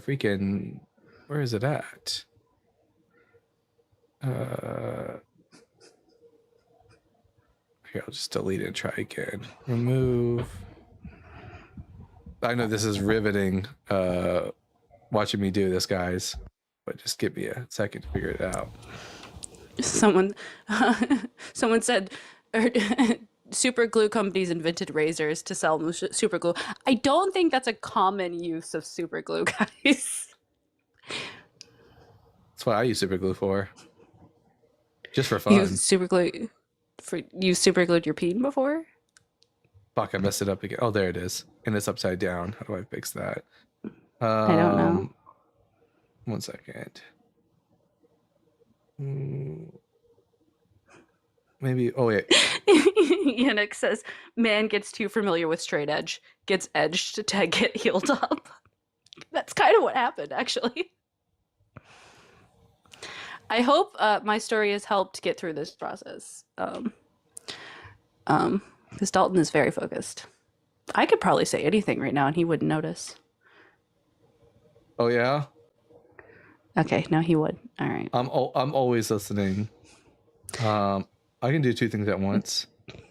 Dalton, if you flip your entire camera upside down, that'll be right side up, but you'll be up. Yeah, okay. That works. There we go. Fuck me. All right. Jesus is dead. Change my mind. Christians. I think Jesus of Nazareth is very much a corpse. So, come up and if you disagree. A little to the right.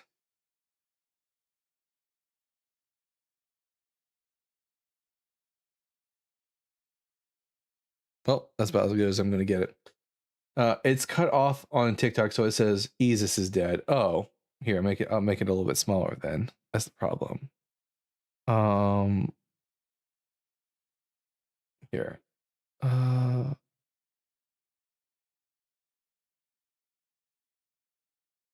Oops, what the hell?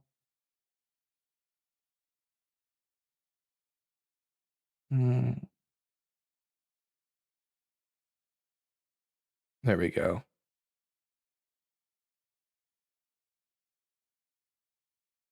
On YouTube, y'all can't see what's happening, but you know. All right, perfect. Now Jesus is dead. Now he is, and we killed him. Okay. God is dead, and we killed him. But Talos lives. Let's see. All right. Maybe we'll do a restart on TikTok, and hopefully that'll get us in some more adversaries. So I'm gonna do a quick restart on TikTok, everyone, and then we'll just restart. Yeah, we'll just restart. Here we go. Bye-bye. All right. Slow day. Slow day. All right, there we go.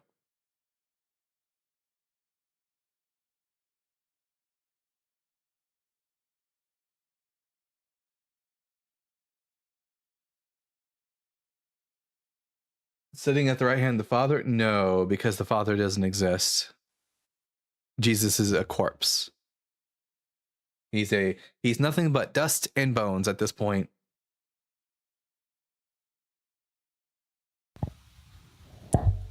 Anyways, everyone just now joining, make sure to tap Dalton's bald little head.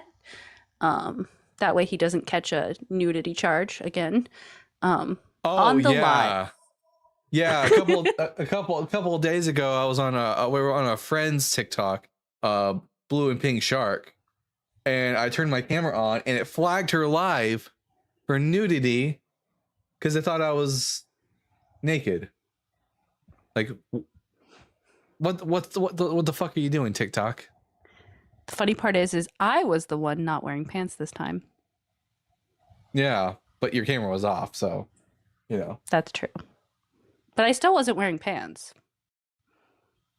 Is the Father spatial?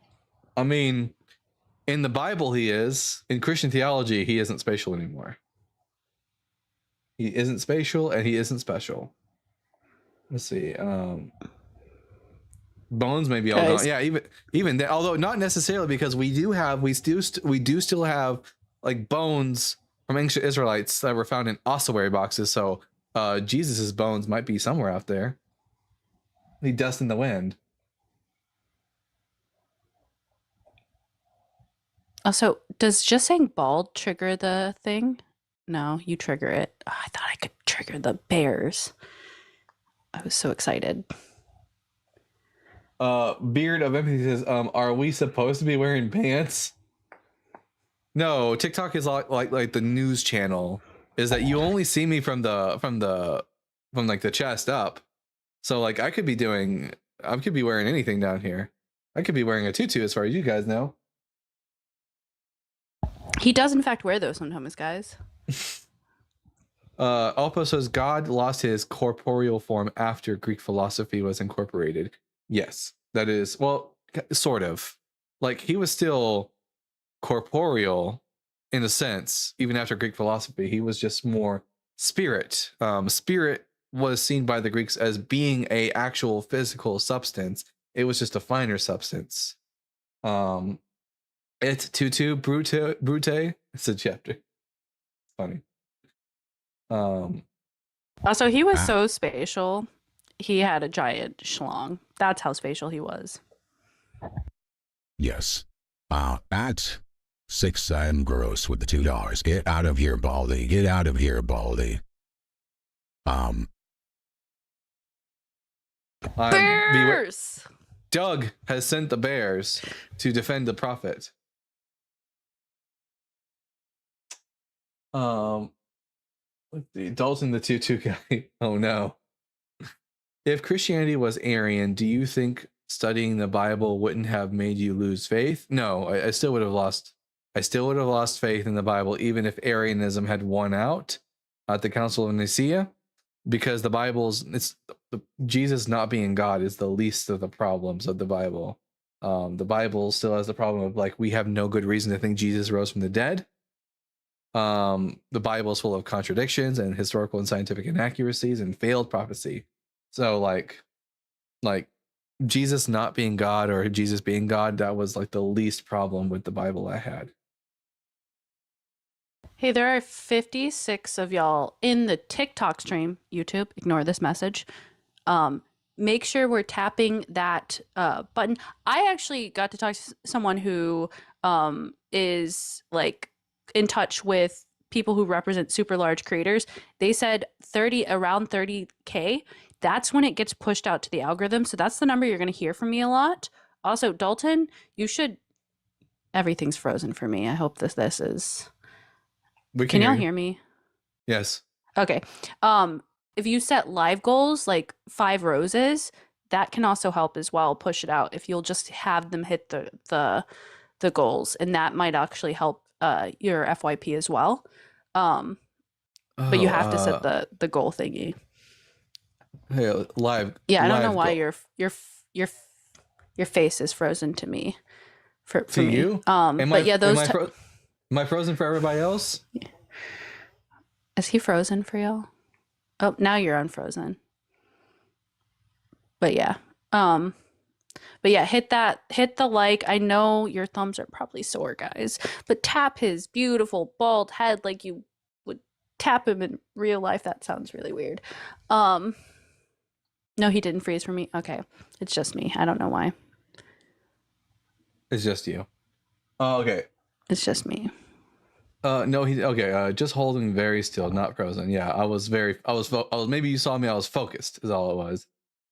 Get an auto clicker app. Oh yeah, there's those little things you can put on your phone and they just tap away, which by the way, I feel like there's more than one use for those. So guys out there, if you want to please me and your woman, get one of those TikTok auto clicker machines. So, you know, that's your homework now. Or if you want to please this woman, you know. I don't know why I said it like that. You just invited everyone on TikTok to scrum you. Nini Baba says, I'm a drummer. My wife is very happy. Hell yeah, that's what I'm talking about. No, Duncan, it's literally an app on the phone. Oh, well, there's also a physical, actual machine that you can put on your phone that taps for you. I've seen it. I'm using my personal message hey, Dark gun Knight. right now. Dark Yeah, Knight. I hey, rolled what's into up? Dark Knight's live. They were trying to get Oppo to do their own lives, and I am in support of this. Oppo, say hi so people can follow you, because you Is would it be Oppo excellent or at content. Oppo or Oppo? Oppo? I don't know. I say I actually Oppo. don't know how to say. Oppo. Is it how do you say it? Is it a long O like Omega or a short O like Omicron? Well, writing it out, no more bullshit, please doesn't have. You just write. You need to write it phonetically. Do you think the morals? Dark Knight's cool too. Follow Dark Knight too. But yeah. James says, do you think the morals in the 10 Commandments are perfect? Hell no. The 10th Commandment alone is highly objectionable. First and foremost, the 10 Commandments just presuppose slavery as a thing. Secondly, the 10th Commandment not only presupposes slavery, but presupposes that women are the property of their husbands. So no, the 10 Commandments are not morally perfect. They're horrible. Some of them are fine. Thou shalt not murder. I'm all for that. Thou shalt not steal. Under certain circumstances, sure, don't steal. But other commandments, don't work on the Sabbath. Who gives a fuck what people do on Saturdays? Or have no other gods before me. I have no gods. I guess I'm not breaking that commandment because I have no gods whatsoever. David J. Deedon, welcome to the Apostles. Don't forget, everyone. Oh yeah, by the way, I want to see for all my members right now who are other Duncan's disciples or the Apostles. Let's see in the YouTube section some of those fuck ice or crush ice stickers. Yeehaw. Ooh, I like that. Also, someone just reminded me. I can just blame everything I say on my fever, even though I don't have one anymore. I'm just like recovering from it. So if I say anything weird, I guess for the rest of time, I'm just gonna blame it on this fever. Oh, Rob DG says also, I'm pretty sure when it says not to commit adultery, it only means a married woman. Yeah, it only means that you're not allowed to have sex with another married woman. It doesn't mean that you can't have multiple women that you're sleeping with. And if you're a woman, no, you can only have one man. So like the Bible is extremely like not unequal weights and balances when it comes to the sexes. Set a live goal, Dalton. I thought I did. What, did that not work? Wait a minute. Set up live goal. Okay, got it. Okay, I edit this one. How about we do 10 of those? And then how does it? Yeah, you can just send out like push notifications. They're really annoying. Sorry, guys. This is just what I was informed to do. Confirm. Confirm. Why is it not working? I'm pushing the confirm button. I don't know, Dalton. Hey, Something Dark is Knight. like flashing now. Hey, how's it going? Hey, how you doing, bud? Welcome to the live. Yeah, pretty good. How are you guys doing today? Fan-fucking-tastic. Although yeah. I would love it if some of these Christians would gird their loins and come up and have a conversation. Oh yeah, I agree. Hopefully that can happen for you, man. I won't take too much of your time. Hi, Ashlyn. I just had a quick question Hi. about the Bible, and I figured I'd talk to the Bible guy. Hell yeah, let's hear it. Yeah. Okay. So me and Oppo were talking about two things in Scripture. The first one was about the part where Mary and Joseph lost Jesus at the temple, and Jesus, acts as if, or I guess the story portrays that they were kind of like confused or almost like surprised that Jesus was there because they obviously lost him. And Jesus is Yeah. kind of like, yeah, like, hey, like, what do you expect me to do? I'm going to be in my father's temple. And so I don't remember. I guess I have to pull it up like to see exactly what I was going to say about it because there's like a specific like choice of words that it uses that kind of confused me.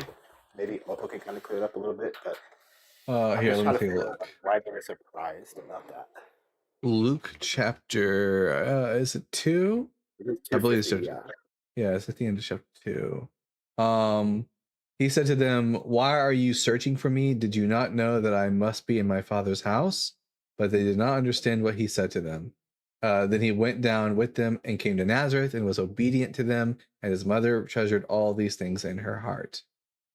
Yeah, so the part where it says they didn't understand, I'm just trying to figure out like why wouldn't they understand that if they knew he was like this kind of like blessed son of God or whatever you want to call him? It doesn't make any sense in terms of like continuity or anything like that, but throughout the Gospels, people who Jesus talked to, whether it's his family or his disciple, don't seem to understand anything. They're all portrayed as being basically like idiots. Like Jesus tells the disciples several times that he's going to die and be resurrected, and then they're confused when it doesn't come to pass, when he dies. And it says repeatedly that they have no idea what he's saying. So this is just like another example of like the authors of the gospel portraying everyone around Jesus as idiots because it's supposed to be some grand mystery that is now being revealed. That's interesting. Yeah, you're right. Yeah, I do remember the disciples also had similar encounters as well. And then the last thing, and then I'll go ahead and drop. I was just going to be about typology. So like I haven't really dived too deep into it, but I know that apologists typically, utilize typology when we engage with the Hebrew scriptures. And so I kind of wanted your take on typology. Like, what are your problems with it? Obviously you disagree with it, but kind of give me like your rundown on that if you can. So when it comes to typology is only meaningful if two things occur. One, the gospels have to be historically accurate to what Jesus said and did. I don't trust the gospels to tell us the reality of what Jesus said and did, first and foremost. I think they're myth about Jesus. Secondly, typology only matters if Jesus doesn't fulfill any prophecies, then like things which happen to be thematically similar to his experience don't mean anything to me. Like if Jesus isn't even the Messiah, then typology is just human beings who are pattern seeking individuals reading patterns where there aren't any, like seeing the face on Mars sort of thing. But again, like the authors of the Gospels are aware of these stories. They're the stories of the Hebrew Bible, and therefore they're writing Jesus' experience to match that. Like for example, the Synoptic Gospels portray Jesus as being crucified on the day of the Passover. But the Gospel of John changes Jesus' day of death and the time of his death to the 14th of Nisan at around 3 p.m. to coincide with when the Passover lambs would be prepared. He's changing the story of Jesus' life in order to better fit with to make it typologically fit with the Passover lambs. So we know that the authors of the Gospels are not above and beyond simply changing the stories of Jesus' life in order to fit in with these typologies. Sure. Yeah, that makes a lot of sense, man. Thank you for answering the questions. It kind of leads me to another one, but maybe I'll just kind of keep it for another day. I All don't right. I want mean, to hold up your time or anything like that. okay. Hey, happy to have you come up, and yeah, I'm looking forward to the questioning. All right, man. Take care. Thanks for having Take me care. Bye. And another friendly that we don't get to talk to all that often, Dr. Joe. Yo. Hi, friends. Dr. Joe. Hey, everyone. My So- voice partner. just cracked. Sorry. Hey. So, Knight's question, his content area of when Jesus was at the temple reminded me of a different take on that crosses into my wheelhouse. So, some of you might know, but a lot of you probably don't. I began my deconstruction really back in the 90s because there were a lot of really, really, really bad parenting paradigms and theories going on in Christian circles then. And I began to be a parenting coach, kind of on the other side of it, still within Christianity, saying that Dobson sucks, the Pearls suck, Ted Tripp sucks, Ezos suck. And one of the things that I wrote a whole long blog post on back in the day when blogs were more of a thing and forums were a thing was that that piece where Jesus was at the temple, because Duggar style parenting tended to see a lot of expected and normal developmental behavior in children as sin. And a 12-year-old doing their own thing, confronting authority, leaving their parents is developmentally driven. It's developmentally expected. You start to differentiate in significant ways about that age. And what was interesting was Christians of a punitive and shaming parenting mindset interpreted any kind of childhood behavior as sin, but they never saw Jesus at the temple as sin. And I leveraged that to say, please do not use expected developmental behavior as a reason to shame or punish, especially physically punish, but in general, punish your kids. And I just positioned Jesus as a human doing what 12-year-old man boys do at that age. Yeah, well said. I like that. Don't physically punish your children, guys. Also, like, heavily emphasize that it doesn't work. Like abusing your children, it's going to make them resent you. So that's Correct. just, The research is really clear on that.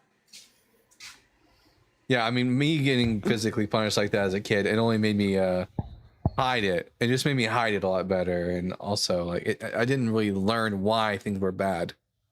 So you know, Yep. I mean, and I don't know if you were the type of household, but my dad used an old, I don't remember if anyone knows those like paddleboard games where the ball was attached, the rubber ball. He like that broke, so he used to use that, or like the switch from the blinds, all those things. I don't remember what I was ever in trouble for. Um, Certainly didn't make me happy to see my dad. Right. Right. Yeah, Jason in the comments talked about, wait, the Bible says to use a rod. Another Bible gotcha is spare the rod, spoil the child. Does not actually show up in the Bible, not in any translation. The idea of using a rod as discipline does, but that quote is actually from a poem by Samuel Butler, written, I forget when it was written, but it was written to mock the Puritans. And the actual quote, "Spare the rod, spoil the child," is not in the Bible. It's one of the misattributed quotes that is kind of legend. Dr. Joe, I am trying. I know I followed you on YouTube. I cannot find you. I put in Dr. Joe Recovery, and because I'm trying to post your profile to the YouTube chat so they know who we're speaking with, and you didn't do anything, right, to it, or am I just? No, let me hop on my desktop and see what's up. No, I didn't do anything to it. I am in the process of changing weird. some things, but it should not have. yeah. I You can't find it either. It's not just me. Oh wait. Okay, you got it. Can you post it to the YouTube chat so everyone knows who we're speaking with? I don't follow Dark Knight, so I didn't do that with them. I probably should have asked them for their YouTube as well. But yeah, go. We're gonna post Dr. Joe Recovery's YouTube in the YouTube page because Dr. Joe Recovery is very well educated, a good friend of the channel, and y'all should be following her. Of Also, course. my deconstruction support site is in the last stages of being ready and ready to be launched. So it will not have content debate or anything like that. I have plenty of people I refer to for that, like you guys. It will be support and the process of leaving. And so I will get that to you guys when it's ready. I'm debating whether or not to create a whole new username for that. So I'd welcome feedback on that. But in the meantime, it'll be up soon. I actually on have TikTok a question. On TikTok and sorry. YouTube, I've sent out the link for everyone to check out Dr. Joe's channel. You can't click on the links in the in TikTok, but one thing you can do is you can screenshot it. And a lot of smartphones now you can select text from a screenshot. Just FYI. Dr. Joe, I actually had something private I would like to talk to you about regarding individuals that come up who say like, hey, the Bible and religion actually helped me get off substances. I would like to hear what you have to say in a private conversation. So I know a little bit about it, but I would honestly like to hear more about what an expert in the field would say regarding those situations. Absolutely. And I'm happy to come up on any panel when that comes up and it's appropriate for me to come up. If you want a preview of what I would say, I mean, I'm happy to talk to you privately anytime because I adore talking to you. But Samesies. My most recent video, which isn't all that recent, but it actually talks about that. It talks about the elements of, in this case, it uses 12-step, but it's actually the elements that are actually neuroscientifically beneficial, and it's not the program itself. So it breaks down to practices like reflection, mindfulness, awe, social connectedness, things like that, routine, even ritual. And so that's what it breaks down to. But my video will give you the highlight reel of that. I am so sorry. I have to, like, 1 second. I have to answer this call because someone is doing a favor for me. And of course, it's going to be right now when you're explaining this to me. And I feel so bad. I'm That's all right. so sorry. We can take it offline because I know you like the clinical stuff anyway. So I do. Yeah. And I am so sorry. I literally asked, I'm sick and I asked someone to pick something up for me and they're calling me because I think they're here. go. I'm so sorry. Thank you. Get the fuck out of here. Okay. By the way, Proverbs 13:24, those who spare the rod hate their children, but those who love them diligently to discipline them. The author of Proverbs was just wrong. Those who spare the rod do love their children because there are better disciplinary methods than beating your kids. So that's just another example of why the Bible is bullshit. All right, let's see. Oh, I had someone in the guest box who wanted to come up, but then they just disappeared. So whoever you are, you're more than welcome. If you're in opposition and you have a good reason for me to think that Jesus is not dead, come on up. Let's have that conversation. I promise I don't bite hard.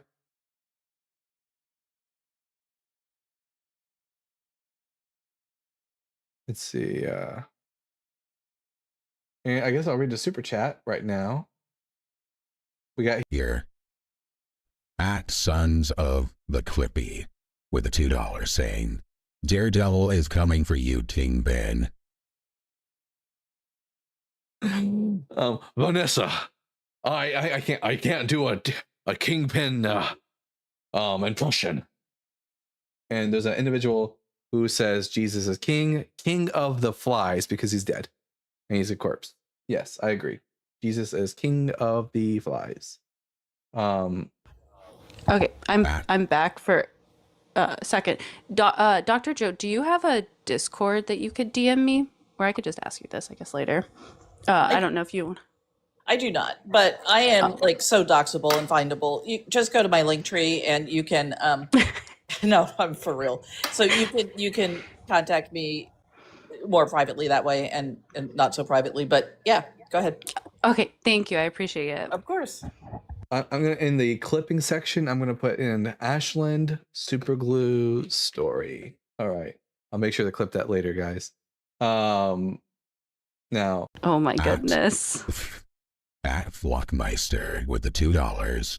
Clip Ashland Superglue Dick Story. So, I'm still laughing. yeah, absolutely. I will 100% be clipping that, and you'll see it in a few months whenever I get around to clipping it. I don't clip as many videos for myself as I do for Justin, but I'm trying to at least put out one clip a week for the Bible Guy channel. So you guys will see another clip of mine tomorrow, I believe. Oh, I fixed that. There we go. Tomorrow video that's going to be coming out is going to be World of Fire. Christians say you have a better argument, featuring Quantanaut and Scientific Snitch. So a really special episode of the Bible Guys coming out tomorrow, where with Quantanaut and Scientific Snitch, where we talk to a Christian about, I think it was abiogenesis. So stay tuned for that tomorrow. Sometime between the Unapologetic show and my show, we'll be putting that one out there. Another one of my favorite women, Scientific Snitch. I'm a fangirl so hard. Jesus is queen. There we go. That's better. Queen.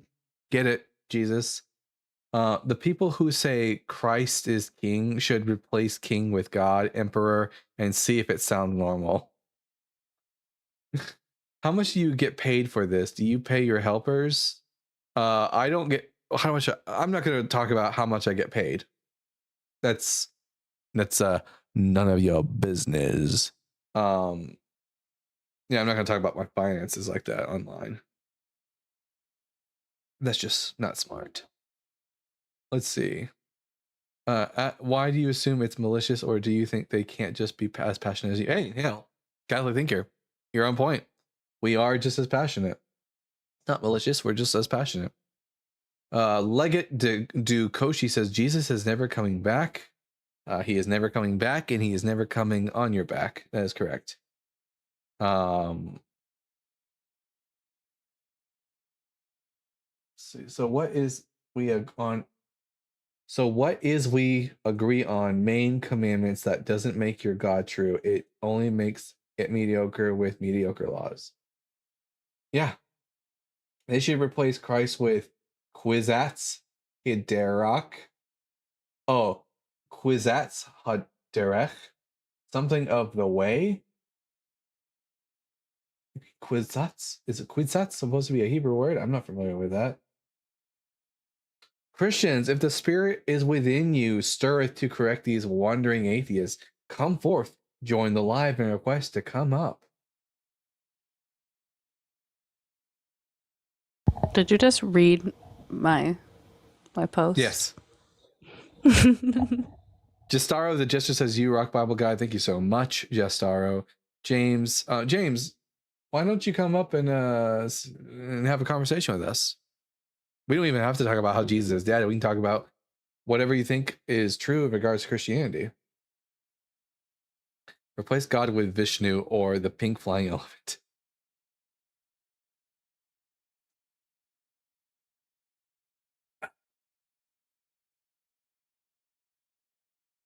They do this for maybe They they do this for- know that Jesus is dead. Oh, Yeah. sorry. Redeem24, who always comments but never comes up, says they do this for views and likes. I mean, yeah, that's part of the reason. Like, I want. Do you think you cooked with that?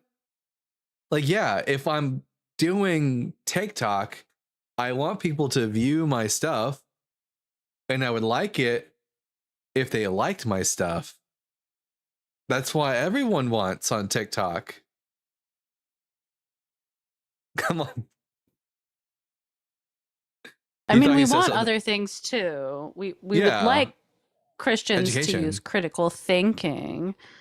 That would be like, that's the ultimate goal, is for Christians to actually, think about things and not like say dumb stuff. That would be nice. I went up one time and you dropped me. Well, Redeem24 is probably because you crashed out with the pro. If I dropped you right off the bat, you probably crashed out when I asked you what your pronouns were. And like it's like really simple. If you can't answer my questions, like it's one thing if you say I don't know, but if you just refuse to answer my questions that I ask you, then yeah, I'll end up dropping you because you're not worthy of talking to me.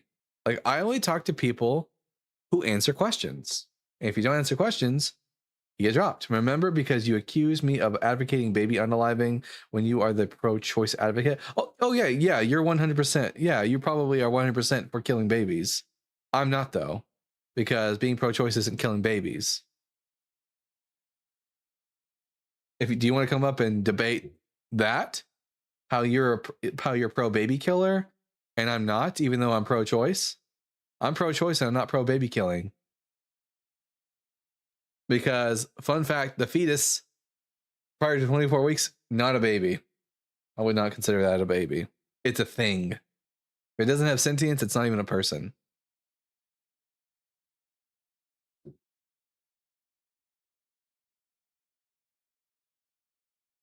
Where are all the lip smackers? Killing fetuses is still killing a human. Oh, I don't care about that. Like, when you have a brain dead person and you pull the plug, you're killing a human body, but we don't give a fuck because they're not sentient. There's not a person there. The mind isn't present because the brain is dead. In the same way, I don't care if killing a fetus is necessarily killing something with a human human genome. If it's not sentient, then I don't care. The point is they being will have a future life if you don't take it away. Well, guess what? An 8-year-old will eventually become a 21-year-old, but I'm not going to give an 8-year-old alcohol. I don't care what things will be or what they could be. I only care about what they are currently. It's a bad argument. if you're going to say, well, you shouldn't kill it because it will be sentient, then you might as well say you ought to give an 8-year-old alcohol because they will be 21. Come on. Is it entirely dependent on another, or it is entirely dependent on another organism to survive. Right. Almost like a parasite. Not quite, but almost. But Christians, why should I give a fuck about what happens to a fetus prior to 24 weeks if it's not sentient? So if you were brain dead in a hospital, should they not revive you? You can't revive a dead brain person.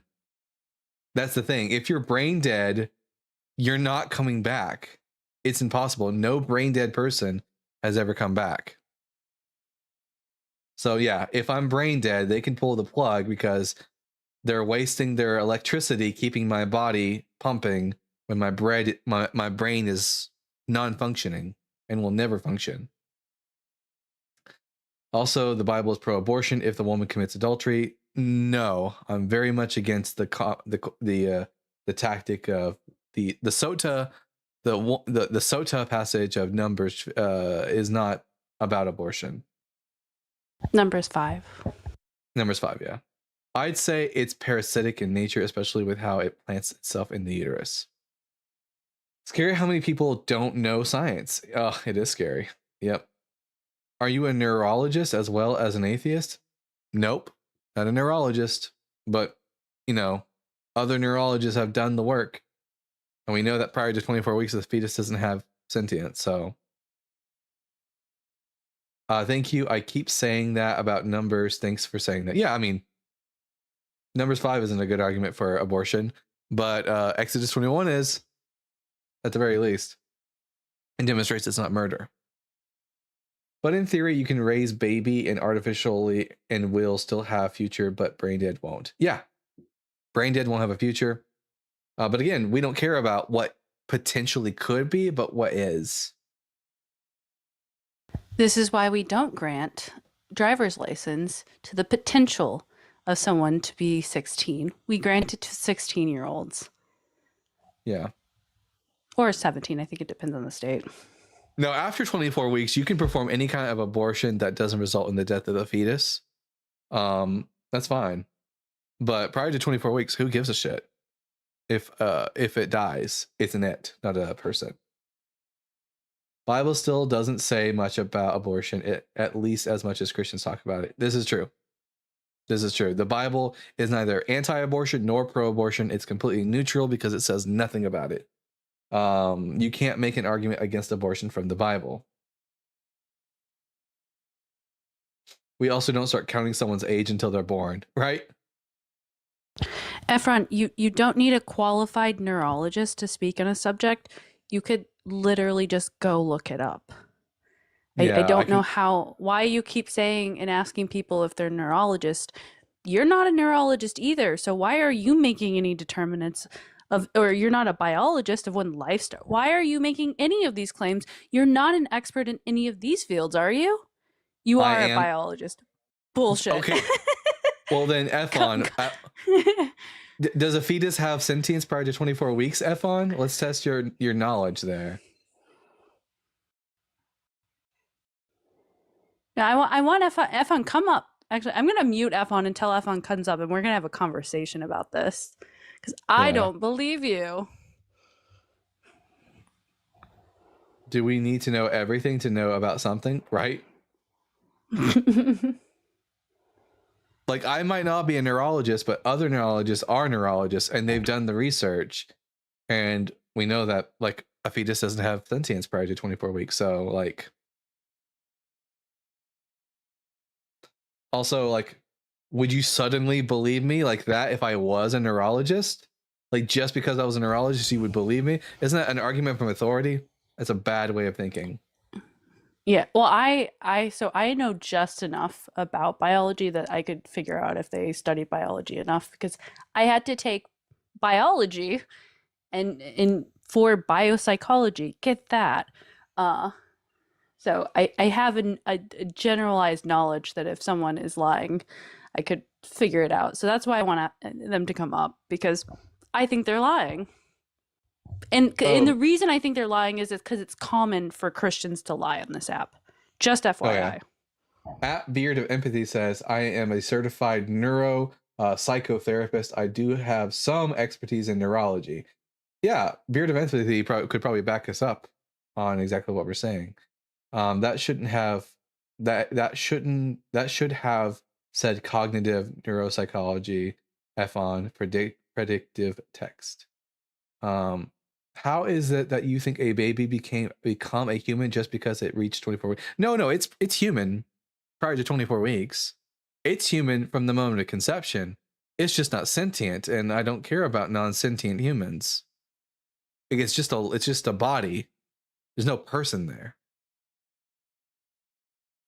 Like if someone pulls the plug on a brain dead person, I might mourn who they were, but like they're not being murdered because they're not there anymore. Their mind isn't there. They're not there. It's just their body that's left.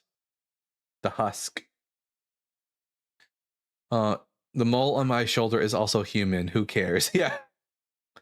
Lou says abortion all 9 months per body, our choice. Lou, I support the all 9 months tank as well, because I understand the autonomy argument, and I think like Dalton does too, because I think he holds that it's not his body, but he like generally holds to the sentient stance just because he grants personhood, and it would be like contradictory in his worldview not to hold that position. Yeah, you can have abortions well after 24 weeks. They just have to be non-lethal. You can just have an induction abortion or a hysterectomy abortion, and it's an abortion. You're no longer pregnant, and the fetus doesn't have to die. But prior to 24 weeks, yeetus the fetus. But to you, isn't our body just a body even as an adult? There isn't anything within the body. No, the mind, which is the function of the brain, ceases at death. So, like for example, this is like the ship of Theseus question almost. If I remove my arm, I'm still Dalton. If I remove both arms, I'm still Dalton. If I remove both arms, my legs, my torso, if I remove everything and I'm all left is a head, I'm still Dalton. But as soon as the brain goes away, as soon as it dies, ceases to function, or it just goes away altogether, I'm no longer Dalton. Because if you keep my entire body but replace my brain with an animatronic brain, I'm no longer Dalton and something else in the body of Dalton. So as soon as a person is brain dead or prior to receiving sentience, they're not even a person. They're just a body without the brain, the mind. But there's nothing in the mind to you. It's just like a computer with no spirit to experience pain. Right. Yeah. No, the mind is the functioning of the brain. When the brain ceases to function, the mind is no longer present and the person is no longer there. The person is the mind. I thought we were talking about Jesus. I mean, we were, but all the Christians are too cowardly to come up and defend the resurrection. But it looks like I do have a guest on right now on YouTube. I'm going to bring them on. 1 second. Hello, guest. Oh, let me fix this here a little bit. Hello there. What is your name? I'm the Beard of Empathy. You can call me Mike. Oh, hey, Beard of Empathy. Welcome.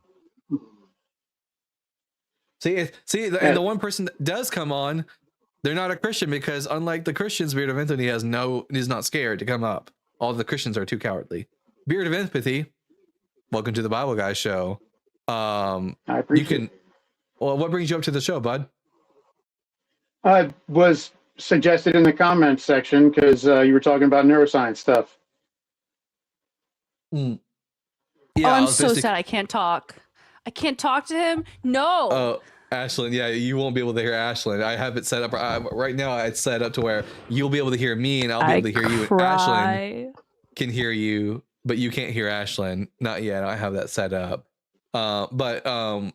Beard, is it true for my audience who is questioning, for the Christian fundamentalists who are questioning in the comment section, prior to 24 weeks, a fetus doesn't have sentience, right?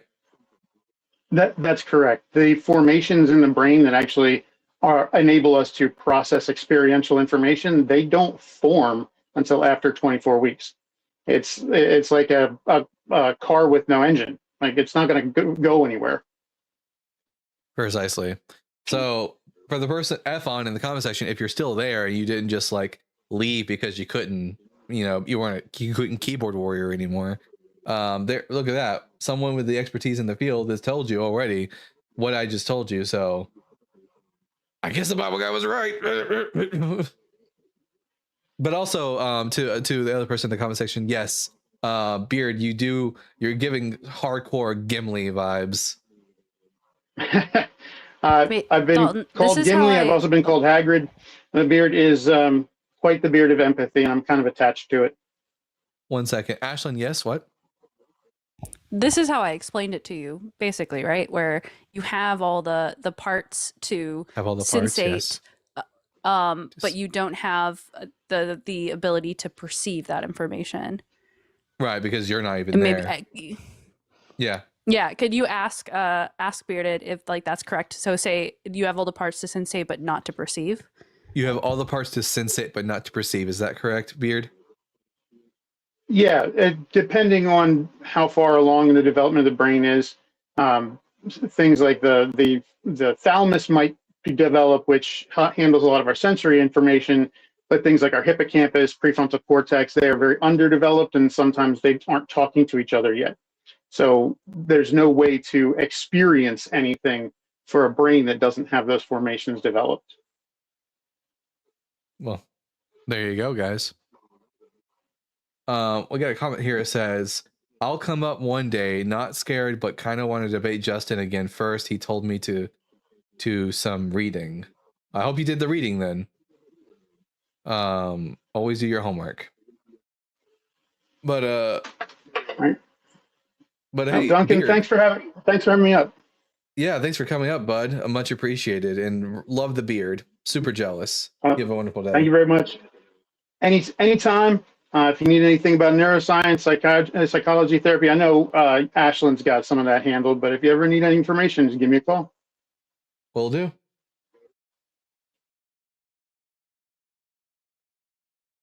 Especially going up against Justin and Dalton. Yeah, imagine. That would be like a death sentence, intellectually speaking, for any Christian if they go up against me and Justin together. It is not a good time for the Christian. 100%.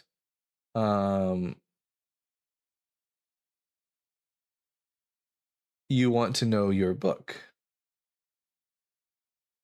What you talking to me or someone else, Lou? Oh yeah, you want to know your book if you're going up against me and Justin. Yeah, exactly. Yeah, 100%. And that's one of the biggest problems with online Christians on TikTok usually, is that not a lot of Christians on TikTok really know the Bible all that well.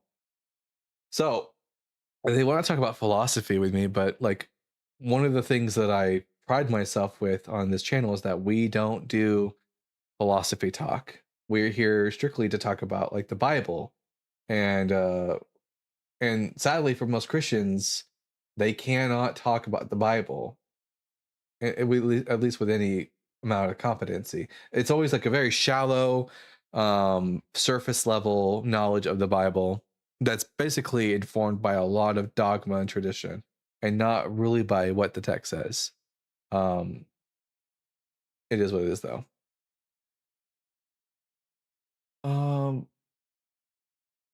Let's see.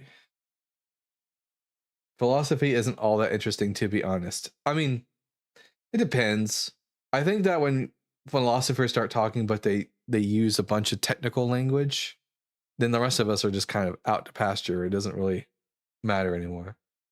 Daily devotional theology. Yeah, that's exactly how I would describe their most Christians' theology level. It's daily devotional theology.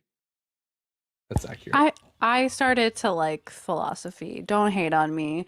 It just took the right, like I had to take, and by the way, I used to love philosophy, and then I got on TikTok, and then debate with Phil Bros made me hate it, and then I fell back in love with it.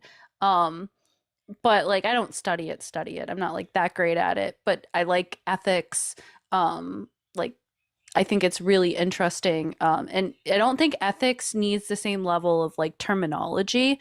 I think it just takes like actively engaging in a thought process of like justifying things and understanding your like reasoning. Um, I think that that's really all like philosophy entails. I don't think it should be this whole Phil Rowe jargon limit access to people, because like philosophy is the thing that underpins, I think, most of our education.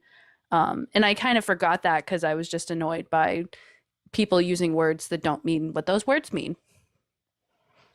Yeah. Lou, I think like Ian and Danny. Yeah, I think I'm gonna do a restart again on TikTok because Christians just aren't really all that jived about coming up today for some reason. So we're gonna do try a one more time to do another restart, and if we don't pick up and get any guests, then I guess we'll just like end early for the day or something. But we'll see what happens. Here we go. Ending, and then going live again. We'll see what happens.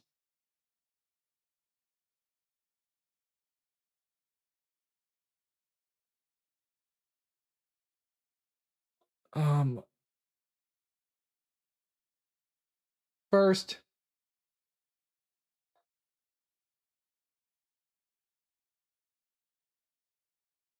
the first Christians didn't have a Bible.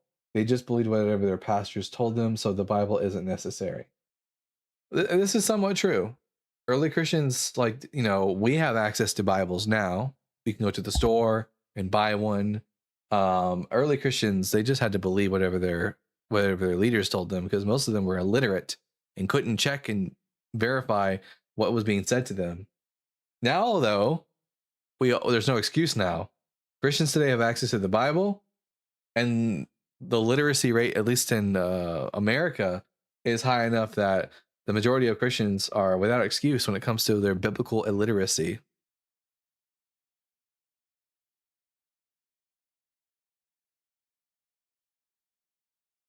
Brains are the most fascinating, amazing, complex, and beautiful things in the known universe. This is true.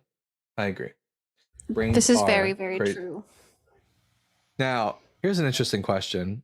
So, Ashlyn, have you ever seen the movie Transcendence with Johnny Depp? I'm an uncultured swine, so no. So in the movie, Johnny Depp gets sick and he dies, but before they do, they're able to copy his brain onto a computer. And so now there's a digital copy of him. And the question throughout the whole movie is this really Aiden Aaron says Jesus rose, atheists can't know Jesus. Aiden Aaron, you can prove it. Come up and prove it. Anyways, the question throughout the whole movie is Johnny Depp's character really like still alive, basically, or is this just a machine? Now, I think it's kind of like the Star Trek question. You don't really get teleported in Star Trek. What ends up happening is that you get destroyed and then you get brought back together, so it's a different being. But we'll get back to that conversation in a second. Aiden Aaron is returning on the live. So Aiden, do you have any good reason why I should think that Jesus isn't a corpse? Well, but you can't, so you don't have to be an atheist. If you understood that Jesus rose, it would make God make sense. Sure, but why should I think Jesus rose? Why wouldn't you? Because there's no good reason, no good evidence for it. He's the Son of God, so he's able to do miracles. Well, no, I mean that's a presupposition. Do you have any reason why I should believe that he rose from the dead? Any evidence? That's just who Jesus is.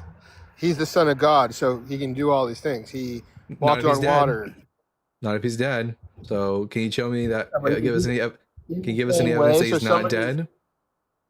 He's not dead. Okay, he rose prove it. on the third day. Prove it. That's everybody knows. I was on the third day. No, we don't. No, we don't. No, we don't all know just that. don't I don't. believe it. Yeah, I don't know this. I don't know that Jesus is alive. I think he's dead. Yeah, he's dead. Don't prove to me he's not dead. Don't just say he's alive. Prove it. Hey, Even Aiden, if Aiden, you're a smarter. Okay. Yeah, if we Okay, can just it's say- true, if we- right? yeah, we can just say things that are true now, apparently, right, Aiden? So in that case, you're a murderer, right? And it's true. I wrote it down. Yeah, we can write it down, and then it's true. Everyone knows it. Everyone knows you're a murderer. What was that? But you can't put that in the Bible. Doesn't matter. You couldn't put that in the Bible. Well, I can put that in my It Bible. does. I can write it. I can write down Aiden Aaron is a murderer, and everyone knows it. It's true. It's not. You can't. You just deny that because you just deny that because you're a non-believer. You just deny that because you're a non-believer, Aiden. But you're a murderer. Everyone knows it. Do you see how weak that argument is? So how about instead of being saying that. so how about instead of being how about instead of being Your own intellectually words. how about instead of being intellectually lazy, you give us something that's actually substantive to demonstrate that Jesus isn't a corpse. Like, why should I think Jesus of Nazareth is not dead? If I'm and not believe that like any other individual who claimed to resurrect from the dead is also not still dead. In the context of all the other miracles. So there's a bunch. That wasn't the only miracle. I don't think So, Jesus he performed was miracles. What's born the of- evidence? What's the evidence that Jesus performed any miracles at all? That's how the Messiah proved himself to be the Son of God.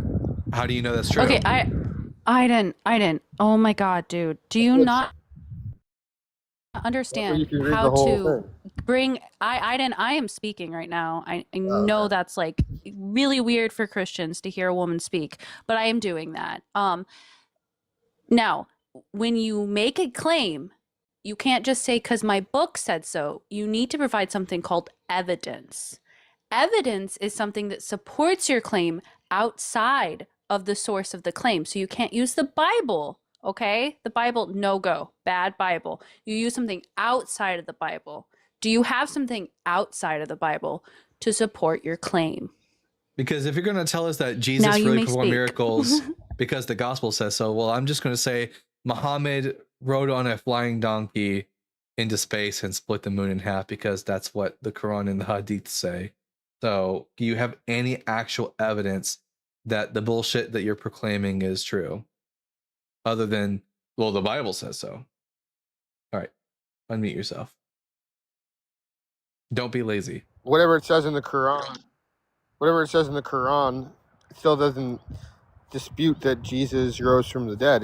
We even Whatever say it that says- in the Talmud. Well, actually, in the Quran, it says Jesus was never even killed. So he didn't resurrect from the dead according to the Well, Quran. he said he was taken directly up to So they Yeah, have he it's a little never- bit he of a never twist, resurrected. but Yeah, he never resurrected in the Quran. but it's a similar story. They still attribute all the No, miracles. it's and well. even they call Jesus the prophet. So, do you think Jesus wasn't And actually in the crucified? Talmud, Do you accept that Jesus wasn't actually crucified? I need you to use your Aiden. I know I'm asking a lot from you, but I want you to take the brain and then blow off all the dust and cobwebs, put it back in, and actually use it. Use your brain for 5 seconds. your I'm question? trying to have an intellectual conversation with you, but you don't seem to be capable. Well, ask So, the question. Aiden, why should I think that Jesus rose from the dead? Give me evidence. well, it says they talk about Jesus in the Bible, in the Quran, in the Talmud. He's Why pretty should much I in believe- every.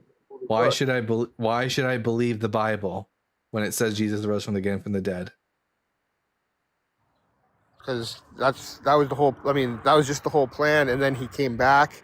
He went Prove up to that- heaven. I don't prove that it was actually the plan and not just something that happened to Jesus. That was just the plan of salvation.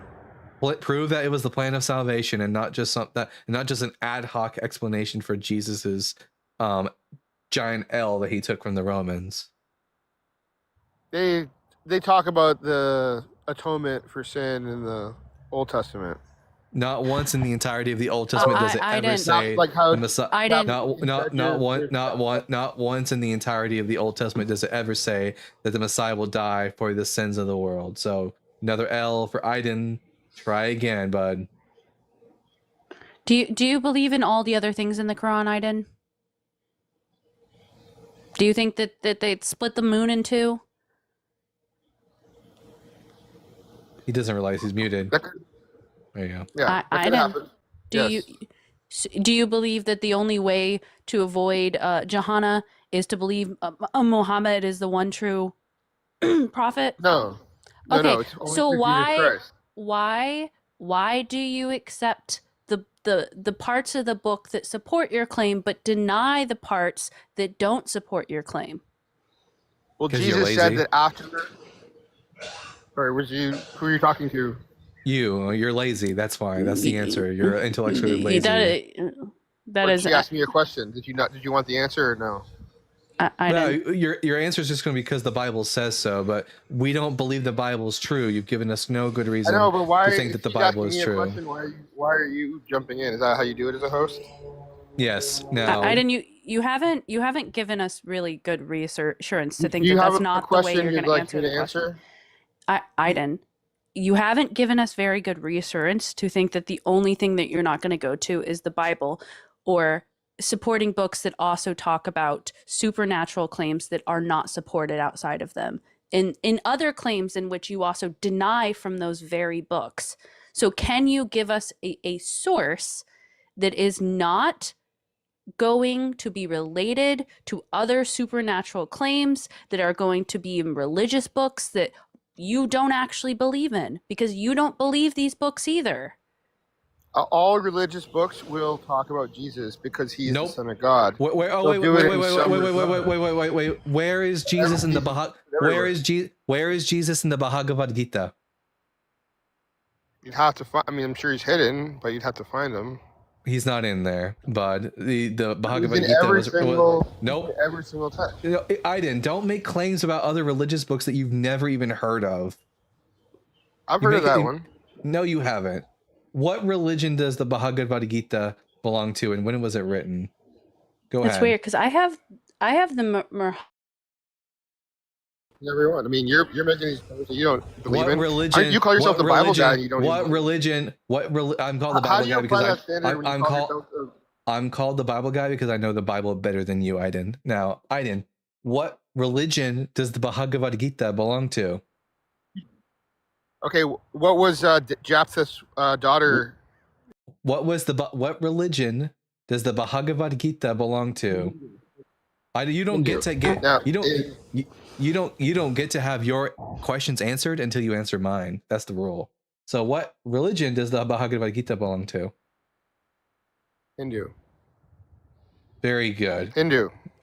Very good. Okay. Now I'm So called the Bible guy because I know the why Bible was better than you. why was Japheth's daughter sacrificed? And in what book was that?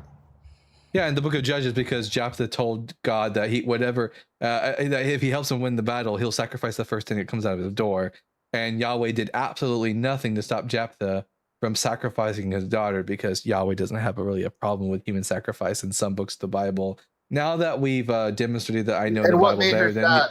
you, and now What made her sad? she went to go mourn for her virginity. Now, I'm not going to let you pivot anymore.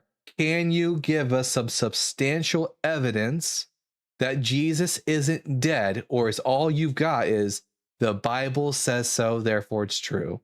Is that all you got? Well, does it say that Japheth's daughter died? Wow, I don't remember. Okay, this doesn't have anything to do yeah. with anything. Aiden, Okay. can you I don't. actually? Yeah, I don't remember asking you any jack shit about Jephthah's daughter. I asked you a specific question. What is the evidence that Jesus of Nazareth rose from the dead? Or is your answer going to be anything other than the shit answer of because the Bible says so? No, it's the same way that Japheth's daughter didn't die. I don't give a shit about Jephthah's daughter who did die in the book. Now tell me, Aiden, what evidence do you have that Jesus resurrected the dead? If you cannot give us an answer, I'm going to just move on to someone who actually can answer questions and who isn't an absolute dumbass. What do you? If you're about to talk about Jephthah's daughter again, if you say one more goddamn thing about Jephthah's daughter, I'm going to drop you and move on. So give me evidence for the resurrection of Jesus. You say what again? You say what one more time? Aiden, Bye. what the hell is wrong with you, dude? What? He's an idiot. You that's literally. what's wrong with him. Like, I don't understand. I've seen you on so many lives and you just say the same things over and over again. I'm concerned for you, Aiden. Honestly. At this point, I feel like I'm bullying someone who is not quite mentally there. So we're just going to drop him. Aiden, when you can come up with an actual good argument that isn't the Bible says so, then you can come back. Otherwise, don't fucking waste my time. And also, I'm muting you so you don't even get to run your mouth in the comment section. Hey, no, we're not making comments about Halidol. Not funny to make fun of mental health things. Not cool What's- at all in the comment section. I'll ask you what that is later. Halidol or haloperidol is an antipsychotic. Oh, yeah. Don't do that. Orialco. Hopefully you'll have better arguments than my last guest. Orialco, I'm going to ask you 4 preliminary questions, and then we can get into the meat and potatoes of the conversation. Question number 1, are you at least 18 years old? Yes. Question number 2, are you a Bible believer? Yes. Question number 3, how much of the Bible have you read? Not a lot. All right, question number 4, what pronouns do you go by? He, him. All right, You can call me son of Orialco, God. say what? Son of God. I'm just going to call you Orialco. Child of Orialco, Sure. Jesus is dead. Change my mind. Jesus is more alive in my heart than you are. Because when I close my eyes, you're dead. But when I close my eyes, Jesus is still there. Object I think you're permanence. even alive more than Object Jesus. permanence should have formed as a like toddler. You do know that, right? Yeah, babies are the And ones you're who. behaving one light right now, so obviously. well, no, you're acting like Orialco. If when you close your eyes, I disappear. That's something that babies learn. That babies learn that when they close their eyes, the objects that Not were quite there. babies, Dalton. Well, not quite toddlers. babies. Toddlers develop object permanence. Like it sounds like you didn't develop object permanence, which sounds like I don't know what happened in your development, but I'm very much real. Can you demonstrate that Jesus isn't dead, or is he only real in the imagination of your heart? So chess grandmaster don't need chessboard to play, right? And that's how you are just a rookie, right, who does not know how to play living and Wait, on. what? So of course Wait, you would what? think Jesus is dead. I don't care about chess. Anyways, what's the evidence that Jesus isn't dead? Do you know how to play life? Jesus played life and he conquered it. Life isn't a He- fucking he- game. It is a game. He played life. Well, I mean, and it's a board game, literally. Jesus played life, and he got an absolute L from the Romans and lost. So, can you demonstrate that he didn't? He lived lose? life. He didn't even pick up like the little babies to put on his vehicle. Didn't get that far. They, Orielco, 86'd him. everyone lives life, and everyone dies. Demonstrate that Jesus is somehow the exception, that he didn't die. I don't think you're living life at all. You're in your basement I am- just quacking like a duck. I don't think you're living. I'm not in a basement. So, are you telling me? Are you basically telling us that you don't have a good argument to prove Jesus resurrected from the dead? All you want to do is like attack my location of where you think I am in a house?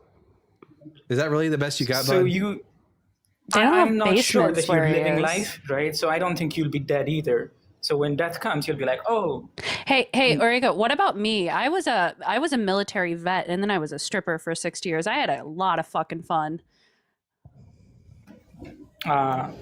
She's like lived how? life. What fun? I've lived a lot of life. So Then I it's went to okay, school. not one life, I though. got That my is- education. I traveled. I mean, I did everything. I went to Mardi Gras. I've lived in 5 different states. Tell me how I haven't lived life. right. So So instead you of did all this, everything, right? Even dead? so instead of all this bullshit about who's living life and all that kind of stuff, do you have any evidence that Jesus of Nazareth isn't still dead? Any at all? Come on. Bible, I know you can do. but you don't take it as Why should I evidence, believe? right? Well, yeah. Why should I believe what the Bible says? Like, if that's like if a Muslim came to you and said that that Muhammad split the moon and rode to heaven on a flying donkey, and you said, "What's the evidence?" And they said the Quran, you wouldn't accept that as an answer. So I shouldn't accept it for the Bible. Why should I But I would believe the accept Bible? alcohol as a acceptable answer, right? And they prohibit it, so yes. And alcohol What? really makes you see Muhammad flying to the moon, right? And That's they not. That's prohibit that's not. That's. alcohol specifically. Maybe you're not old enough to drink, but that's not how alcohol works. You don't start seeing people flying on the moon on a flying donkey just because you've had a bunch. You've never had enough alcohol then. I've had. I'm not going to sit here and talk about how much I've had to drink. I've had a lot to drink. Now, why should I care or believe the Bible when it makes the claim that Jesus isn't dead? Like, they have no good arguments of the resurrection, guys. Do you know how to perceive music or even sound? There's no proper Or way to knowledge fucking or do wisdom? that. Or walking or talking? Do you know how to comprehend any of these? Can you tell me why I should believe what the Bible says about Jesus' resurrection? I don't think you should believe though, because you're not living, so you're not. I think you should believe should anything at all. stop flailing, dude, and Unless it, answer the fucks your ass. fucking question. Like, I'm getting pissed off. Dude, you are just coming up here. No one's buying your snake oil shit. Like, no one believes in this. Now present evidence. You're just literally driving people further away from the faith because you look like you're just trying to sell bullshit. Yeah, give us a good reason. I mean, like, the guy was Yes. Protestant and Catholic. Yes, we're more my atheists. God. So- Yes, we're more atheists now that you've come up here and demonstrated that you don't have good talking points for why you believe in the resurrection. Like, you've made me more of an atheist by being so shit at the argument. So, could you try and actually give us a good reason to believe and trust the Bible when it says that Jesus isn't dead? Put that brain to So work, you only bud. have to be theist once, but you have to be an atheist a lot of times, right? When you're shitting, when you're not shitting. I didn't ask you. Stay on topic. Focus. Why should I believe what the Bible says about the resurrection? I'm going to keep muting you until you actually answer the question instead of all these pivots. So I'm not going to let you get off topic. I don't, as much as you're trying, I'm not going to let it happen. So answer the question. Why should we believe the Bible when it says that Jesus isn't dead? Start believing in yourself first, and you'll believe in Jesus. You don't. I believe in myself all the time, which is No, you don't. I believe in myself so much. I've done the work, and that's why I believe in myself. Now I've read the Bible. I guess maybe it's that you haven't read the Bible. Might be the problem, which is why you're not able to defend it. Yeah, I agree. Mark Denver, caller is weak as hell. Like, when it comes to the If you question of actually is believe in Jesus not yourself, dead, you'd know that. when it comes to the don't topic exist. of Jesus, no, I exist. I exist. You're talking to me right don't. now. Can you demonstrate that Jesus is alive in any substantial way, in the same way that you can prove that I exist? Like, Ashland has actually seen me in person. Okay, we've never seen You Jesus. bitch. And I don't we've see never, you. I think one time I stuck my finger up his nose too. Very real. This is true. This is true. Now, Orielco, I know you're like flailing so hard because you realize, oh shit, I don't have any good reason to believe that my rabbi isn't a corpse. And now, because I can't prove that Jesus isn't a corpse, I just gotta start calling the host a bitch and saying that he lives in a basement or some nonsense like that. Yeah, Fad, he is an awful person. Now, Orielco, I want you to try for 5 seconds, just 5 seconds, act like an adult and give us a good argument for why we should believe the Bible when it says that Jesus isn't dead. You should believe in yourself, and you'll find that I didn't ask you about whether I my should believe in God. you don't myself. exist. I'm gonna hold you. I'm just gonna keep holding you to this. I didn't ask you about whether I should believe in myself. Why should I believe in the Bible? Because I do believe in myself, but I don't believe in the Bible. So why should I believe the Bible when it says that Jesus isn't dead? I'm gonna keep muting If you you s- until you answer. I'm just going to say, if you say anything else besides evidence, I'm just going to assume there are no evidence. And I think the 107 people on TikTok and the 300 people on YouTube will now see that there is absolutely no evidence for Jesus being resurrected. So you have a choice, Orioko. You can either present evidence, or if you keep flailing, you're going to drive 400 people who are currently in this live away from your belief. If number mattered, right, I'm not be a Christian. So congratulations, you're going to hell. Yeah, congratulations for being such a shit apologist for Jesus. So again, Orioko, I'll ask you again, and I'll keep asking you, and I won't let you get off from this point. Why should I believe the Bible when it says Jesus isn't dead?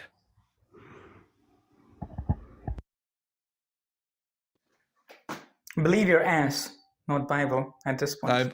I believe in my ass. Right? I believe in my listen. Your arguments. I believe in my ass too. It's taking some things. Yeah, I believe in my ass too. It's also taken some things. Like I believe in my ass. My ass is far more real than your dead Jesus is. So congratulations, Orioko, for demonstrating to us that you are a child, that you're not able to debate with any like civility or competency, and for proving to everyone that Jesus is dead. So have a good day. Wow. Jesus is not sending his best today. Well, he can't send anyone because he's dead. That's probably the problem. Believe in your ass, guys. Guys, just wanted to let you know, don't just believe in yourself. That's not enough. Really put those, you know how like therapists have you like write affirmations? Put I believe in my ass today on that bathroom mirror, the fridge door, wherever you put your affirmations. Put I believe in my ass. Ass water as always. I agree, Jared. That argument was Ass complete water. ass water. All right. Well, hopefully this next guest will bring us something that isn't the equivalent of ass water when it comes to debate. So soothing news. I'm going to ask you 4 preliminary questions, and then we can get into the meat and potatoes of the conversation. Question number 1, are you at least 18 years old? Yeah, I'm older than you. I'm 35. All right. Question number 2, are you a Bible believer? No. All right, then I'll skip question 3 and go to question 4. What pronouns do you go by? I'm a male. Well, that's a noun, but what pronouns do you go by? I'm a male, so you know it. So No, I there's don't. males and females. I know lots of you know there's males and here. I'll just mute you. I know lots of males who go by he, him. Lots of males that go by she, her. Lots of males that go by they, them. But again, I didn't ask you for your noun, like I didn't ask you what your sex is. I asked you what pronouns you go by. So go ahead and unmute yourself and tell us what your pronouns are. You don't get to talk to me until you answer this question correctly. So go ahead. Unmute yourself. It's a little microphone. It's a little microphone button at the bottom of your screen. Just tap on that. There you go. Yep. No. Yeah. So what pronouns do you go by? I already told you, kid. I'm a male. Well, that's not a pronoun. So I'll take you back to 6th grade real quick. A pronoun is a word that replaces a noun in a sense in order to avoid repetition. So when I ask you what your pronouns are and you continuously keep giving me nouns, that's not adequate. That's like if I said to you, what's 2 + 2? And you said pumpkin, like you're not answering the question. So try again. We're not going to move forward with this conversation until you answer correctly. What are your pronouns? Do you go by he, him, she, her, they, them? What do you go by? Just to clarify, and again, it is relevant because it's the rules. The rules of this live is you have to answer the questions I ask you, or you don't get to talk to me. Those are the rules. I don't give a Okay. Bye.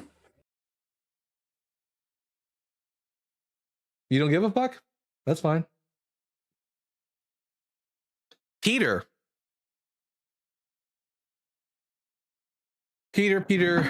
pumpkin eater. I got 4 questions for you. Question number 1, are you at least 18 years old? I'm 45, yeah. Question number 2, are you a Bible believer? Yes, I am a Bible believer. What about you, buddy? You a Christian? Nope, atheist. Question number 3, how much of the Bible have you read? Why are you atheist, my friend? Why are you atheist for? Well, I got 2 more questions to ask you before we can even talk. Question number 3: Okay. How much of the Bible have you read? I've read all of the Bible, buddy.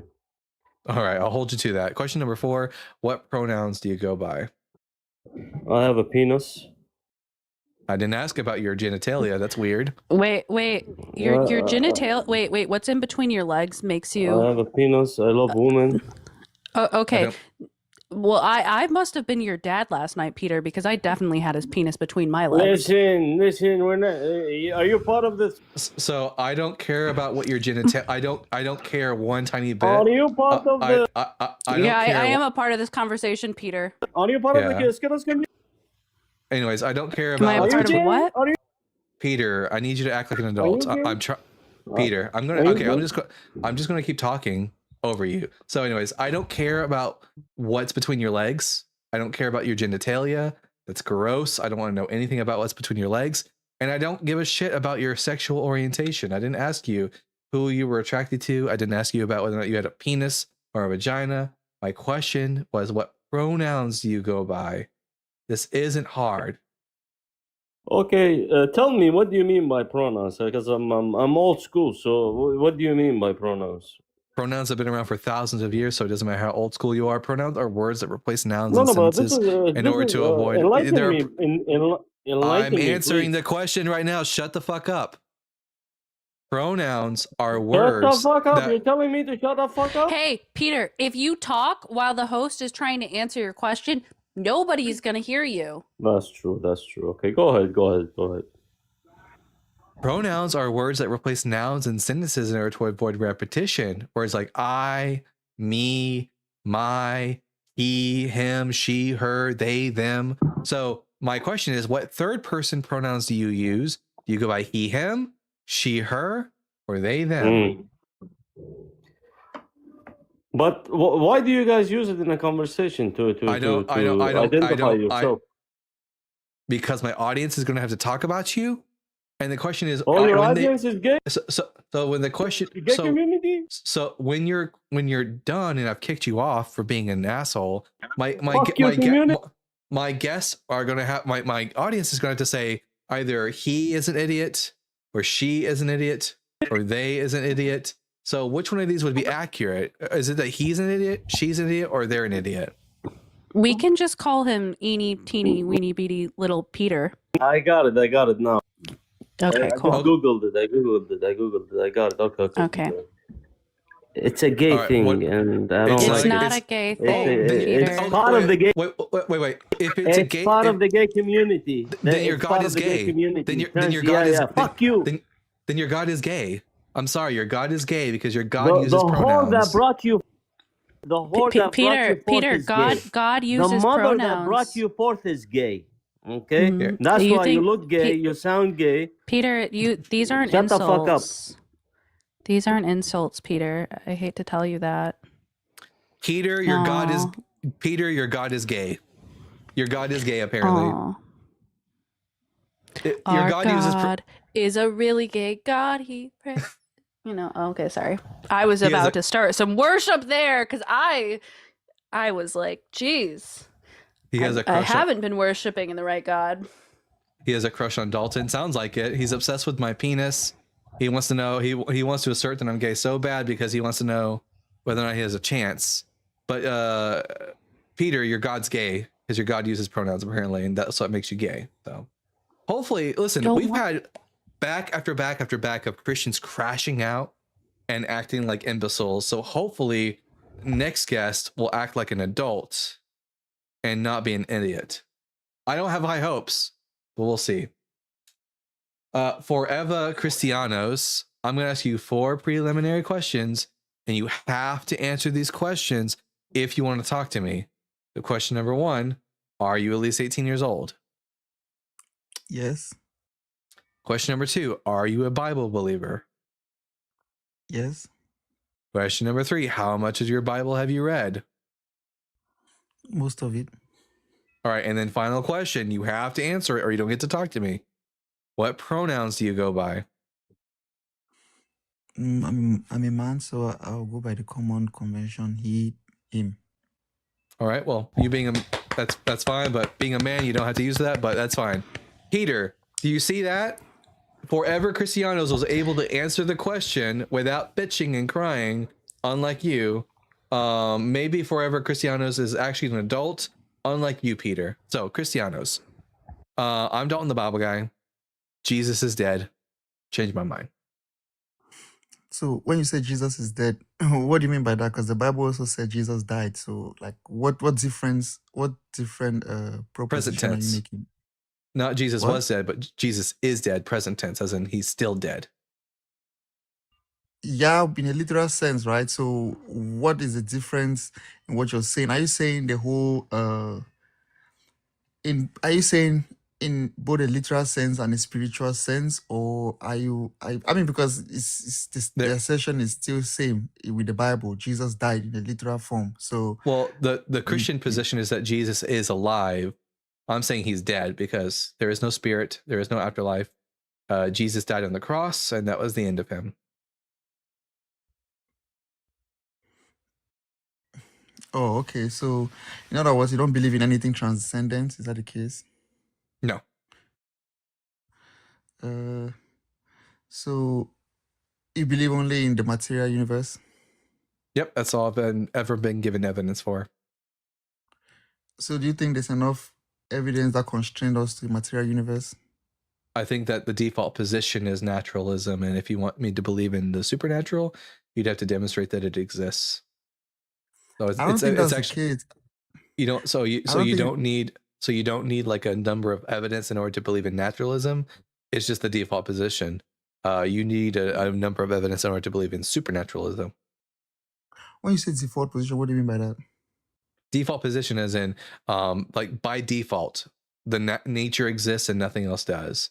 It's just like it's the starting point, and like the idea of supernaturalism is an addition that gets added on to naturalism, but only if you have enough evidence for it.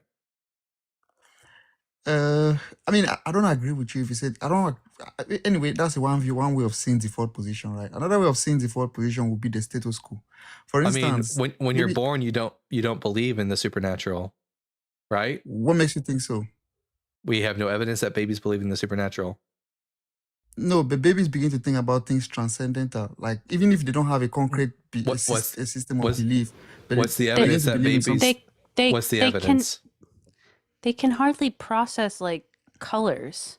Like they have to use like contrast, and like their vision isn't even developed yet. Like they're not fully we're not fully like developed brain wise when we come out. You do know that, right? Sorry, I mean, I thought you were just referring to children in general, but if you say babies, I agree with you. Babies don't even believe in anything. Yeah, well, They don't believe in it. a baby will believe that in what they see, and the things that babies see are like natural things. Like a baby sees mom's face, mom is there, but it doesn't have any beliefs in the supernatural. So by default, But yeah, humans believe in nature, and they don't believe in the supernatural. Supernatural is something that you learn from other people later on in life. So if you want me to believe in the supernatural, you have to provide some evidence for it. Otherwise, I'm just going to hold to the default position of naturalism. All right. So what I'm saying is, if you bring the analogy of a baby, I don't know how this even follows with the discussion we're having. Because Forever. He's saying that we don't form these beliefs until we're taught them. We don't naturally have these beliefs. These aren't something when you're not influenced by other people that you develop generally on your own. Now, some individuals do, but like when children are very young, they don't naturally have beliefs in God. They're taught. It's that simple. Okay, When it can I comes ask to a question? when it comes to believing in things, the default position is that a thing doesn't exist until you can demonstrate that it does exist. Like for example, Bigfoot doesn't exist until you can demonstrate that Bigfoot does exist. There is not a there is not a teapot orbiting Jupiter right now until you can demonstrate that it does exist. Invisible. An invisible one. Either way, you have to prove that it exists in order for me to believe in it. So the same thing is true for the supernatural. Until you can demonstrate the supernatural, I have no reason to believe that it exists. You have to give me evidence for it. I have evidence for nature. I have evidence for nature all around me. I don't have any evidence for the supernatural. All right. Can I respond if you give me the opportunity? All right. Yeah, So this is go what I ahead. will say. Sometimes you say humans only get to know what they experience, right? If I understood you properly, I'm not quoting you verbally, but if I I didn't understood you understand properly, you. you're saying I didn't what? understand what you just said. I'm saying that if I understood you properly, you're saying that humans only get to know or believe what they experience or see. Is that the case? Like Yeah, for the case of babies, you mentioned. yeah, they don't believe in the supernatural until it gets taught to them later Okay. in life. Okay. Let me ask you a question. When a child begins to grow up, before they are even taught, what do you think they think about the shape of the earth? They think it's flat. Exactly, right? So, but is that true? No, because So they're they have to given be taught evidence. that. Yeah, because later in life they're given evidence that the earth isn't flat. But we're never given evidence of the supernatural unless you have some. Can I learn? I mean, anyway, I guess we are progressing with the conversation. So the point I'm making is the status quo. Like, true, the status quo may not always be true, but again, the status quo is the default position here. So the status quo is the default position. If you're supposed to challenge that status quo, you need evidence, right? like a child, if you wanted to prove to a child that the earth isn't flat, you give them evidence of the globe Earth, which we have tons of evidence for. So I'm going to hold to the default position of naturalism until you can demonstrate supernaturalism is true. Go ahead. No, Evidence. what I'm saying is, No, okay, but again, no, you didn't even understand your own analogy. Children think that the earth is flat. Then what happens? They're given evidence to the contrary. And now they can know that the earth isn't flat and it's a globe. In the same way, I hold to naturalism. If the supernatural is real, you need to provide the evidence so that I can believe in it. all right, let me ask you a question. What kind of evidence do you think suffices to prove this supernatural? No, you just need to give me evidence for the supernatural. Enough of you asking me questions. Give me evidence for the supernatural. Stop dodging. All right, so I mean, Do you not have evidence? do I not have evidence? Yes or no? Nature by itself speak, right? Why do we have something rather than nothing? How I is mean, nature evidence of something that we've never experienced? Never, like, we can't measure it. We can't do anything with it. I have experienced the supernatural, but it's more of a subjective level. y- I can't use that as an Give us evidence. some. But Your Give us right yeah. temporal lobe seizure is not our problem. Like, legitimately. I'm just saying. Give We us know that brains by themselves can see and hear things that don't exist. So we don't take particular accounts just because you testify that something occurred to you. Like, we need something that is verifiable, that is falsifiable, things like that, things that actually serve and act as evidence.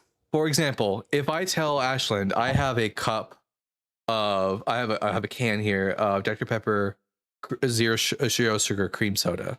I can prove that to her by handing her the cup. She can see it very independently. It doesn't require my own personal subjective experience. Like, other people can experience objectively what I'm saying all the time without fail. I can just hand them the Dr. Pepper can. They can see it. I can show it to you right now.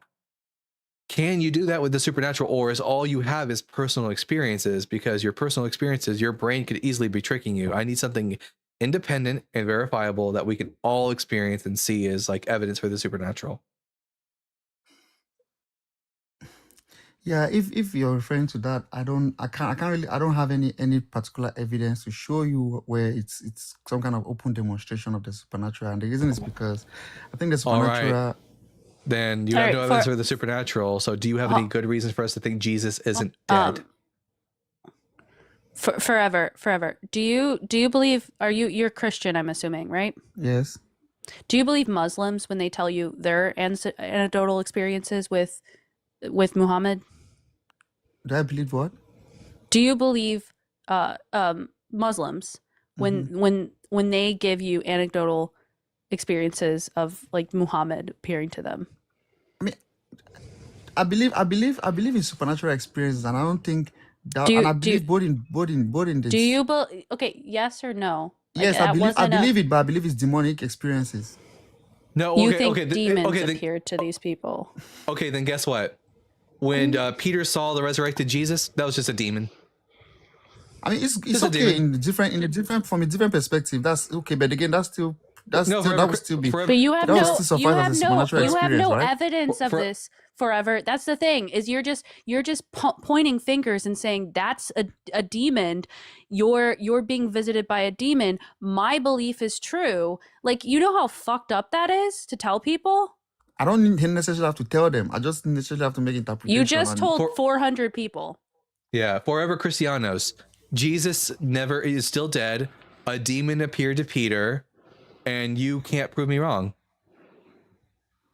Yeah. So,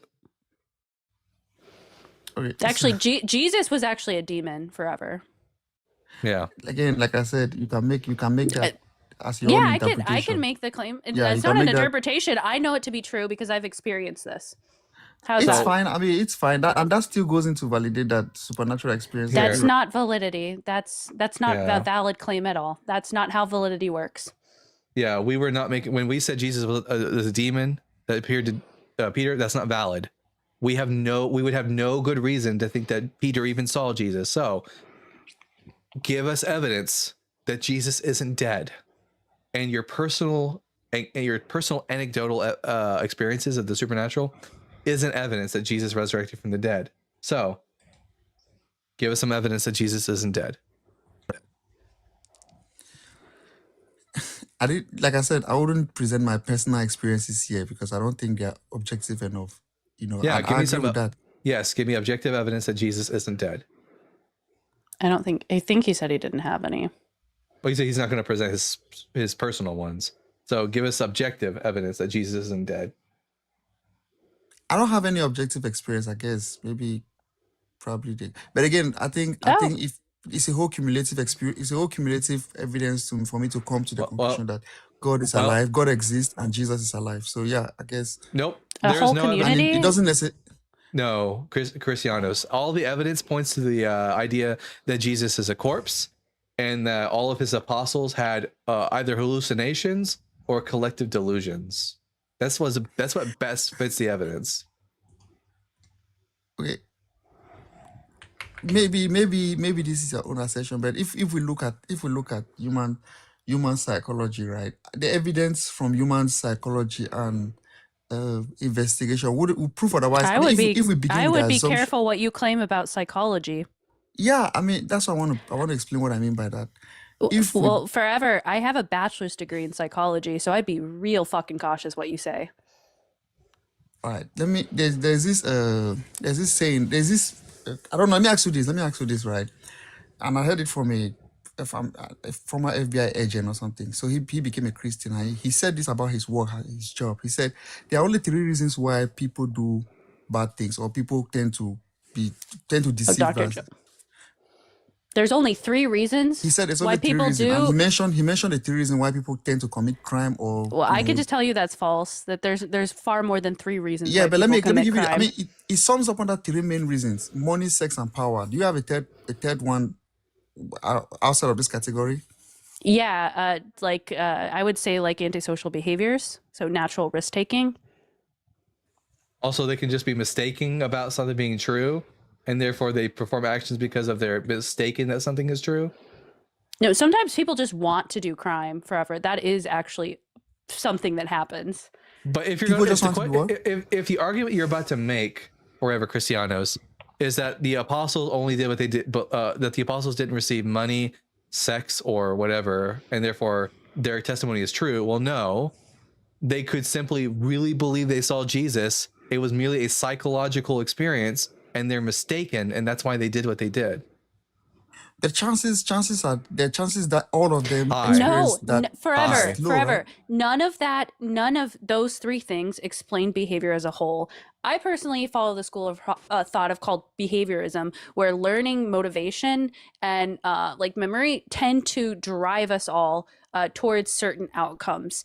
Nothing to do now. Money, sex, and actually power, food, those types of things are decent drivers, but some people actually have a desire to learn that actually supersedes other motivators, and we're all unique in our also, let's go back to Goldberg. Yeah. Dr. Joe Recover, if you want to come up, you're more than welcome. But yeah, tons of things supersede reasons. Sometimes people honestly just believe in things wholeheartedly and will literally unalive for that. I mean, I think of like the jab conspiracy, vaccine conspiracists.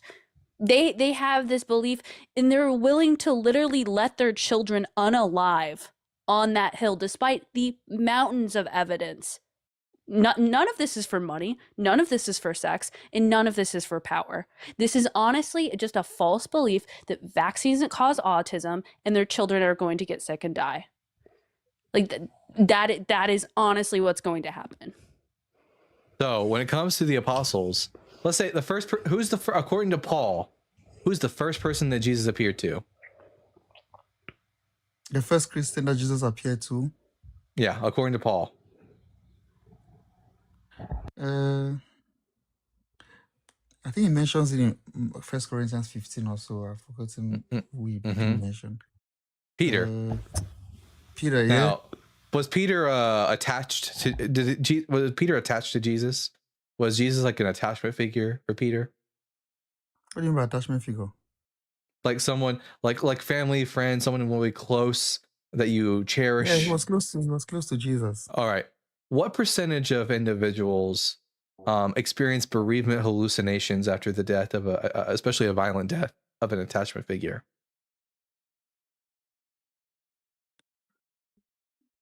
I think people tend to experience that kind of hallucination of attachment death. Yeah. 30 to 60% of people, especially in cultures where hallucinations are more deemed as like a good and appropriate cultures, which are polyphasic, for example. 30 to 60% experience hallucinations, not just bereavement. Yeah, but again, I don't rely on people like now. I don't rely on people like Peter. Now Peter sees Jesus after he's dead. Then he tells the apostles that our dead rabbi, who we believe is the Messiah, I had a vision where I saw him. He's alive and well. The other believers, what do? They pray, they fast.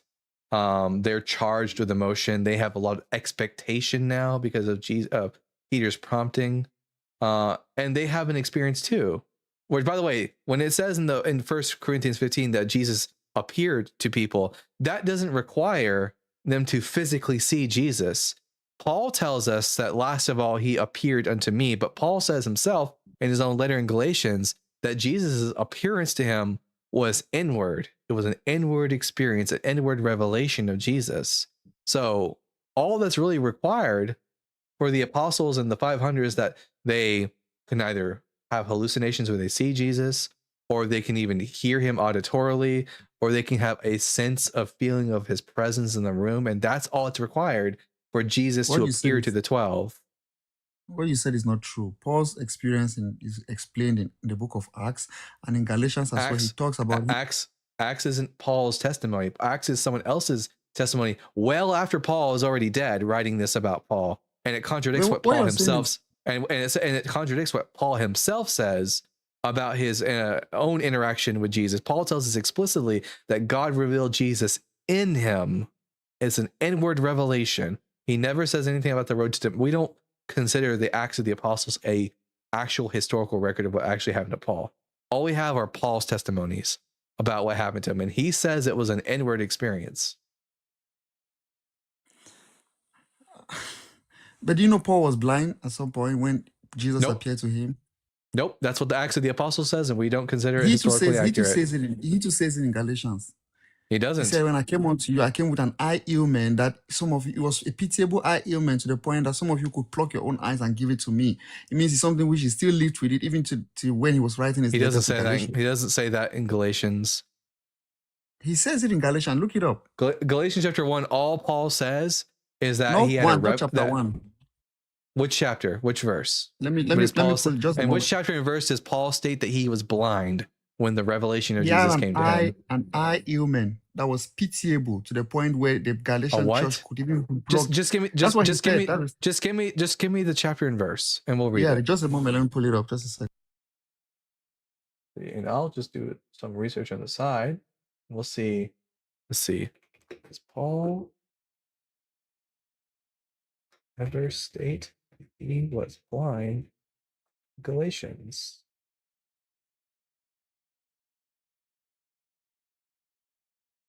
Paul never states in Galatians that he was blind. In Galatians, Paul describes his revelation, his calling and independence from Jerusalem leaders, his conflict with Peter, and his physical conditions on only in vague terms. There's no mention of blindness, temporary or permanent, anywhere in this letter. Common confusion, Acts versus Paul's letters, of course. So no. I'm not Paul, confused. I'll pull it up for you. Just a moment. Just a you are moment. I'm not, you are very confused. let me. Okay, it's fine. Just give me a moment to pull it.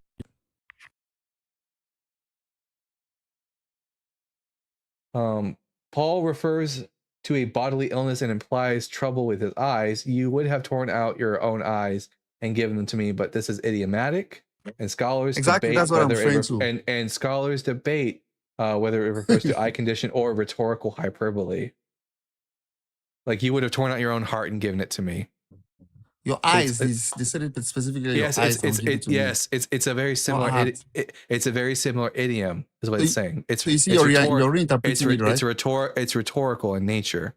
It's just like someone saying you would have torn out your own heart and given it to me. Like you would have given me I get anything. what you're saying. I get what you're saying, but what I'm saying is there's a root to what he's saying. The root of the statement is that he had an eye ailment, and now he's making a No, we can't. rhetorical, We can't derive that from this alone. read No. the entire passage. I think it's Galatians 4, it's 13. although it's very possible that the author of the book of Acts would have used this as inspiration for concocting his myth about Paul's conversion story.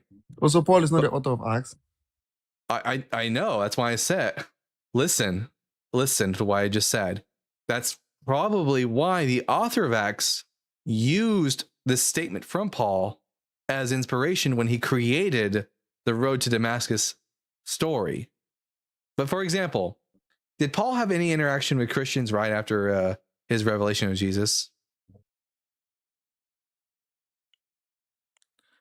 Interaction. When you say did he have any interaction, what do you mean? Like immediately after his road Yeah. to Damascus incident?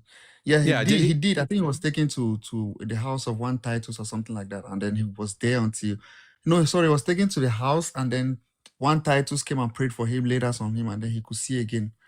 Something So like that. Yeah. would it be inaccurate to say that would it be accurate to say that Paul did confer with other individuals after his revelation? Yeah, he did. All right. Paul says in his own letter of the book of Galatians, let's see, for I want you to know, brothers and sisters, that the gospel that was proclaimed by me is not of human origin, for I did not receive it from a human source, nor was I taught it, but I received it through revelation of Jesus Christ. He also says earlier in the book that I did not confer with flesh and Flesh blood. and blood. He didn't confer. So which is it? True, but again, after his conversion, he didn't just start preaching. After his conversion, he wasn't even preaching. Well, In fact, what he was trying to did he confer with people after the revelation? Yes or no? Because according to Galatians, no. According to Acts, yes. Okay, I think you're missing the timeline of things that are happening. Yeah, I'm not missing anything. Confirm with Christians doesn't necessarily mean you're preaching the gospel or you're actually getting the gospel. You're getting the gospel you're supposed to preach. But Paul said he didn't confer with anyone. With the gospel that he received, right? Not as in a normal Christian interaction or Christian interaction with other Christians. Oh no, He didn't confer He concerning the says that- gospel. He says that he didn't confer with anyone, but instead he went to Arabia. Arabia, He yeah, went true. I agree with you, but which doesn't happen in Galatians in Acts. Instead, after he confers with Christians in Damascus, he goes to Jerusalem. yeah, Acts. If you read the book of Acts of the Apostle, it compresses timeline into like minimal, like things that happen within huge timelines. It doesn't even appreciate the fact No, that the Acts of the Apostles never. The Acts of the Apostles never even mentions Paul going to Arabia. I agree with you. It doesn't mention about Paul going to Arabia. It says that after It doesn't. Damascus, he went to Jerusalem. That's what I'm saying. That it's simply because it compresses timeline. it compresses timeline. Just imagine the time when Is that Jesus is that ascended to the is time that of the Pentecost. That's is this 40 days. dude, And it's not mentioned. It's almost like it is. Yes. Cristianos? Is this really the best argument you have? Is that compressed timeline? Really? Even Jesus is the Gospels are compressed timelines too. No, So they're not. I They mean, just contradict. No, they just contradict each other. I'm not saying okay, but are there places where they correlate? Some places, yeah. Okay, And there are so some in places where they they are, correlate, they are and there are some places where they're not simply they're just ass out wrong, completely contradicting each other. the point I'm making is that they are compressed timeline, even if they are wrong or they are correct. I They are have no proving reason to things which believe happen in this. there are I have things no which reason to happen in believe. 3 years I have no reason to and it believe treats this. them like they were just happening in Well, progress. no, the gospel, Or the it's synoptic in gospel, close progress. the synoptic gospels never present Jesus' ministry as being 3 years long. That's something that came about with the Gospel of John. There's only 2 Passovers in the synoptic gospels. Only you got a 1.5 year ministry that Jesus takes place in. It's not until the Gospel of John that we get a whole 3-year ministry. But that's not surprising because the author of the Gospel of John loves to make shit up about Jesus. He does it all the time. So, can you give us any good reason that Jesus isn't dead? Because so far this has been a really bad argument, one bad argument after another. I mean, it's fine. I guess most of it relies on faith, so but if there's something lacking And, in you, and then faith it's is fine, I guess. and faith is absolute shit because Muslims have faith. You don't believe in Islam. Hindus have faith. You don't believe in Hinduism. So if faith can get you to the truth and get you to falsehoods, then faith is no better than flipping a coin. And I have no use for that shit. Anyway, it's fine. Maybe I'll come back some other time and then we talk some more. I guess I have to run along. Yeah, come back with evidence. Yeah. All right, let's put that down as Cristianos. Let's see. Faith and anecdotal evidence or supernaturalism. All right. We had someone else in the guest box, but they disappeared. So I guess I'll read some super chats until we get someone else. But at the same time, we only have, I'm probably going to have to end the live actually after these super chats because I promised my dad I was going to help him unload some lumber. So I'm going to have to end the live after these supers real quick. So. At Mr. Briefs with the $4.99. Believing your ass is the fundament of my religion. Believe in your ass is probably the funniest retort I've ever gotten from a really from an apologist. Well, not even an apologist. Like the guest, like whatever his name, I forgot what his name was. What was his name? I didn't even write it down because it wasn't worth. Before you help your dad, if you have like 5 minutes, I would appreciate your time on a Discord call really fast. Yeah, sure, we can make it really quick. I'll just have to rush through these super chats. No, don't do that. Don't do that. Then we can wait. Don't rush through the chats. They're paying. Yeah. All right. At Brian Peck with the $2. The pronouns question is just a test of good faith. This is true. Like, if you cannot answer the question of what are your pronouns, and you have to do all the jumping and dodging and pivoting that most of these fundamentalist conservative Christians are doing, it just tells me that you're not coming with good faith. Like, if you're incapable of answering a question that you know the answer to, then it tells me everything I need to know about the rest of that conversation. At Carissa Wheeland. Send in 20 the Bible Guy gift memberships. W. Carissa. Hopefully you guys got those memberships. I'm happy forever the 20 people are. Welcome on board to the Bible Guy crew.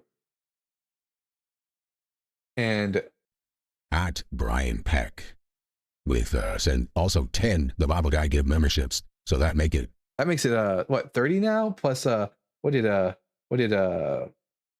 Carlos send earlier? Carlos sent some Am I imagining that? Oh no, 10. So altogether 40 Bible Guy gift memberships today. W to the 40 there. Who 40 is a biblical number of the flood, number of the years in the wilderness. So there you go. Anyways, who should we send a Hey, buddy, I wanted to take a few minutes and respond. Hi, Dan. Who should we send a raid to? We got here. Give me Let's 1 second.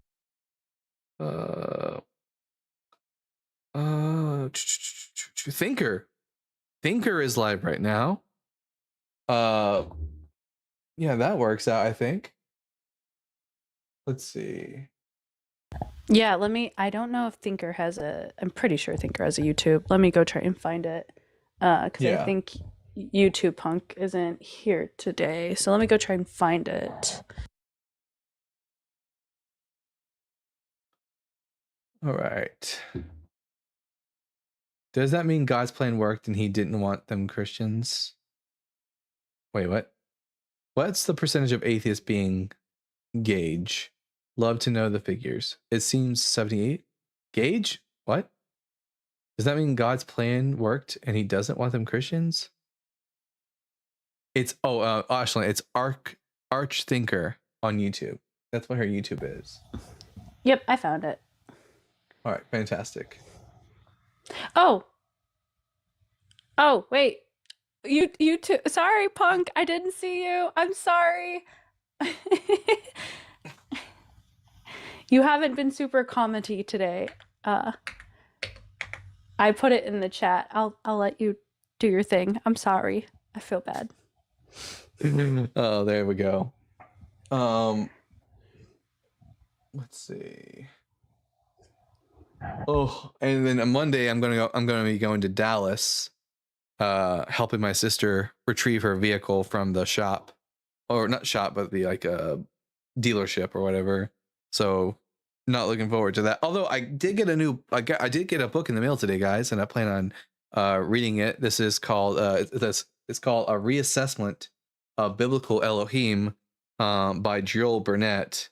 From the SBL dissertation series 183, and it's about it's basically about the question of why is it that in the Hebrew Bible God is called Elohim, which morphologically is a plural noun.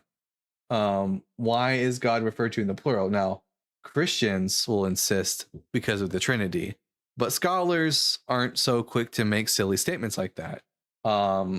And in fact, there's actually a reason within Hebrew and grammar, and not just Hebrew grammar, but even Akkadian grammar, why certain individuals can be referred to, which are singular individuals, be referred to using plural words. Even it happens to Daniel in his own book. It happens to the creature Behemoth. But I'll let you guys know more about it when I get done reading it. I bought it to help me with my research for a paper I'm writing right now called Christology in Text, where I will be systematically debunking all the Bible passages that Christians use to prove that Jesus was in fact identical ontologically with Yahweh. So be looking for that sometime way later this year after I get done writing it. But it looks like YouTube Punk has already got the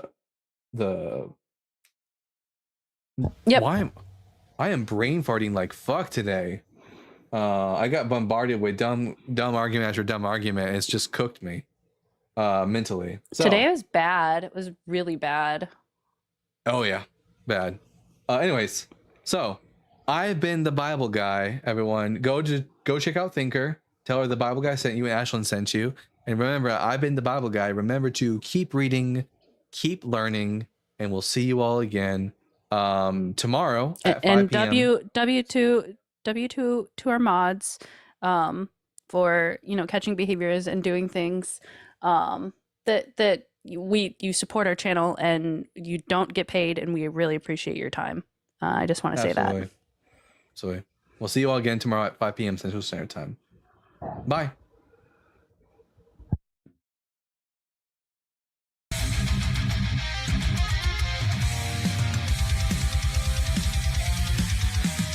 Born from dust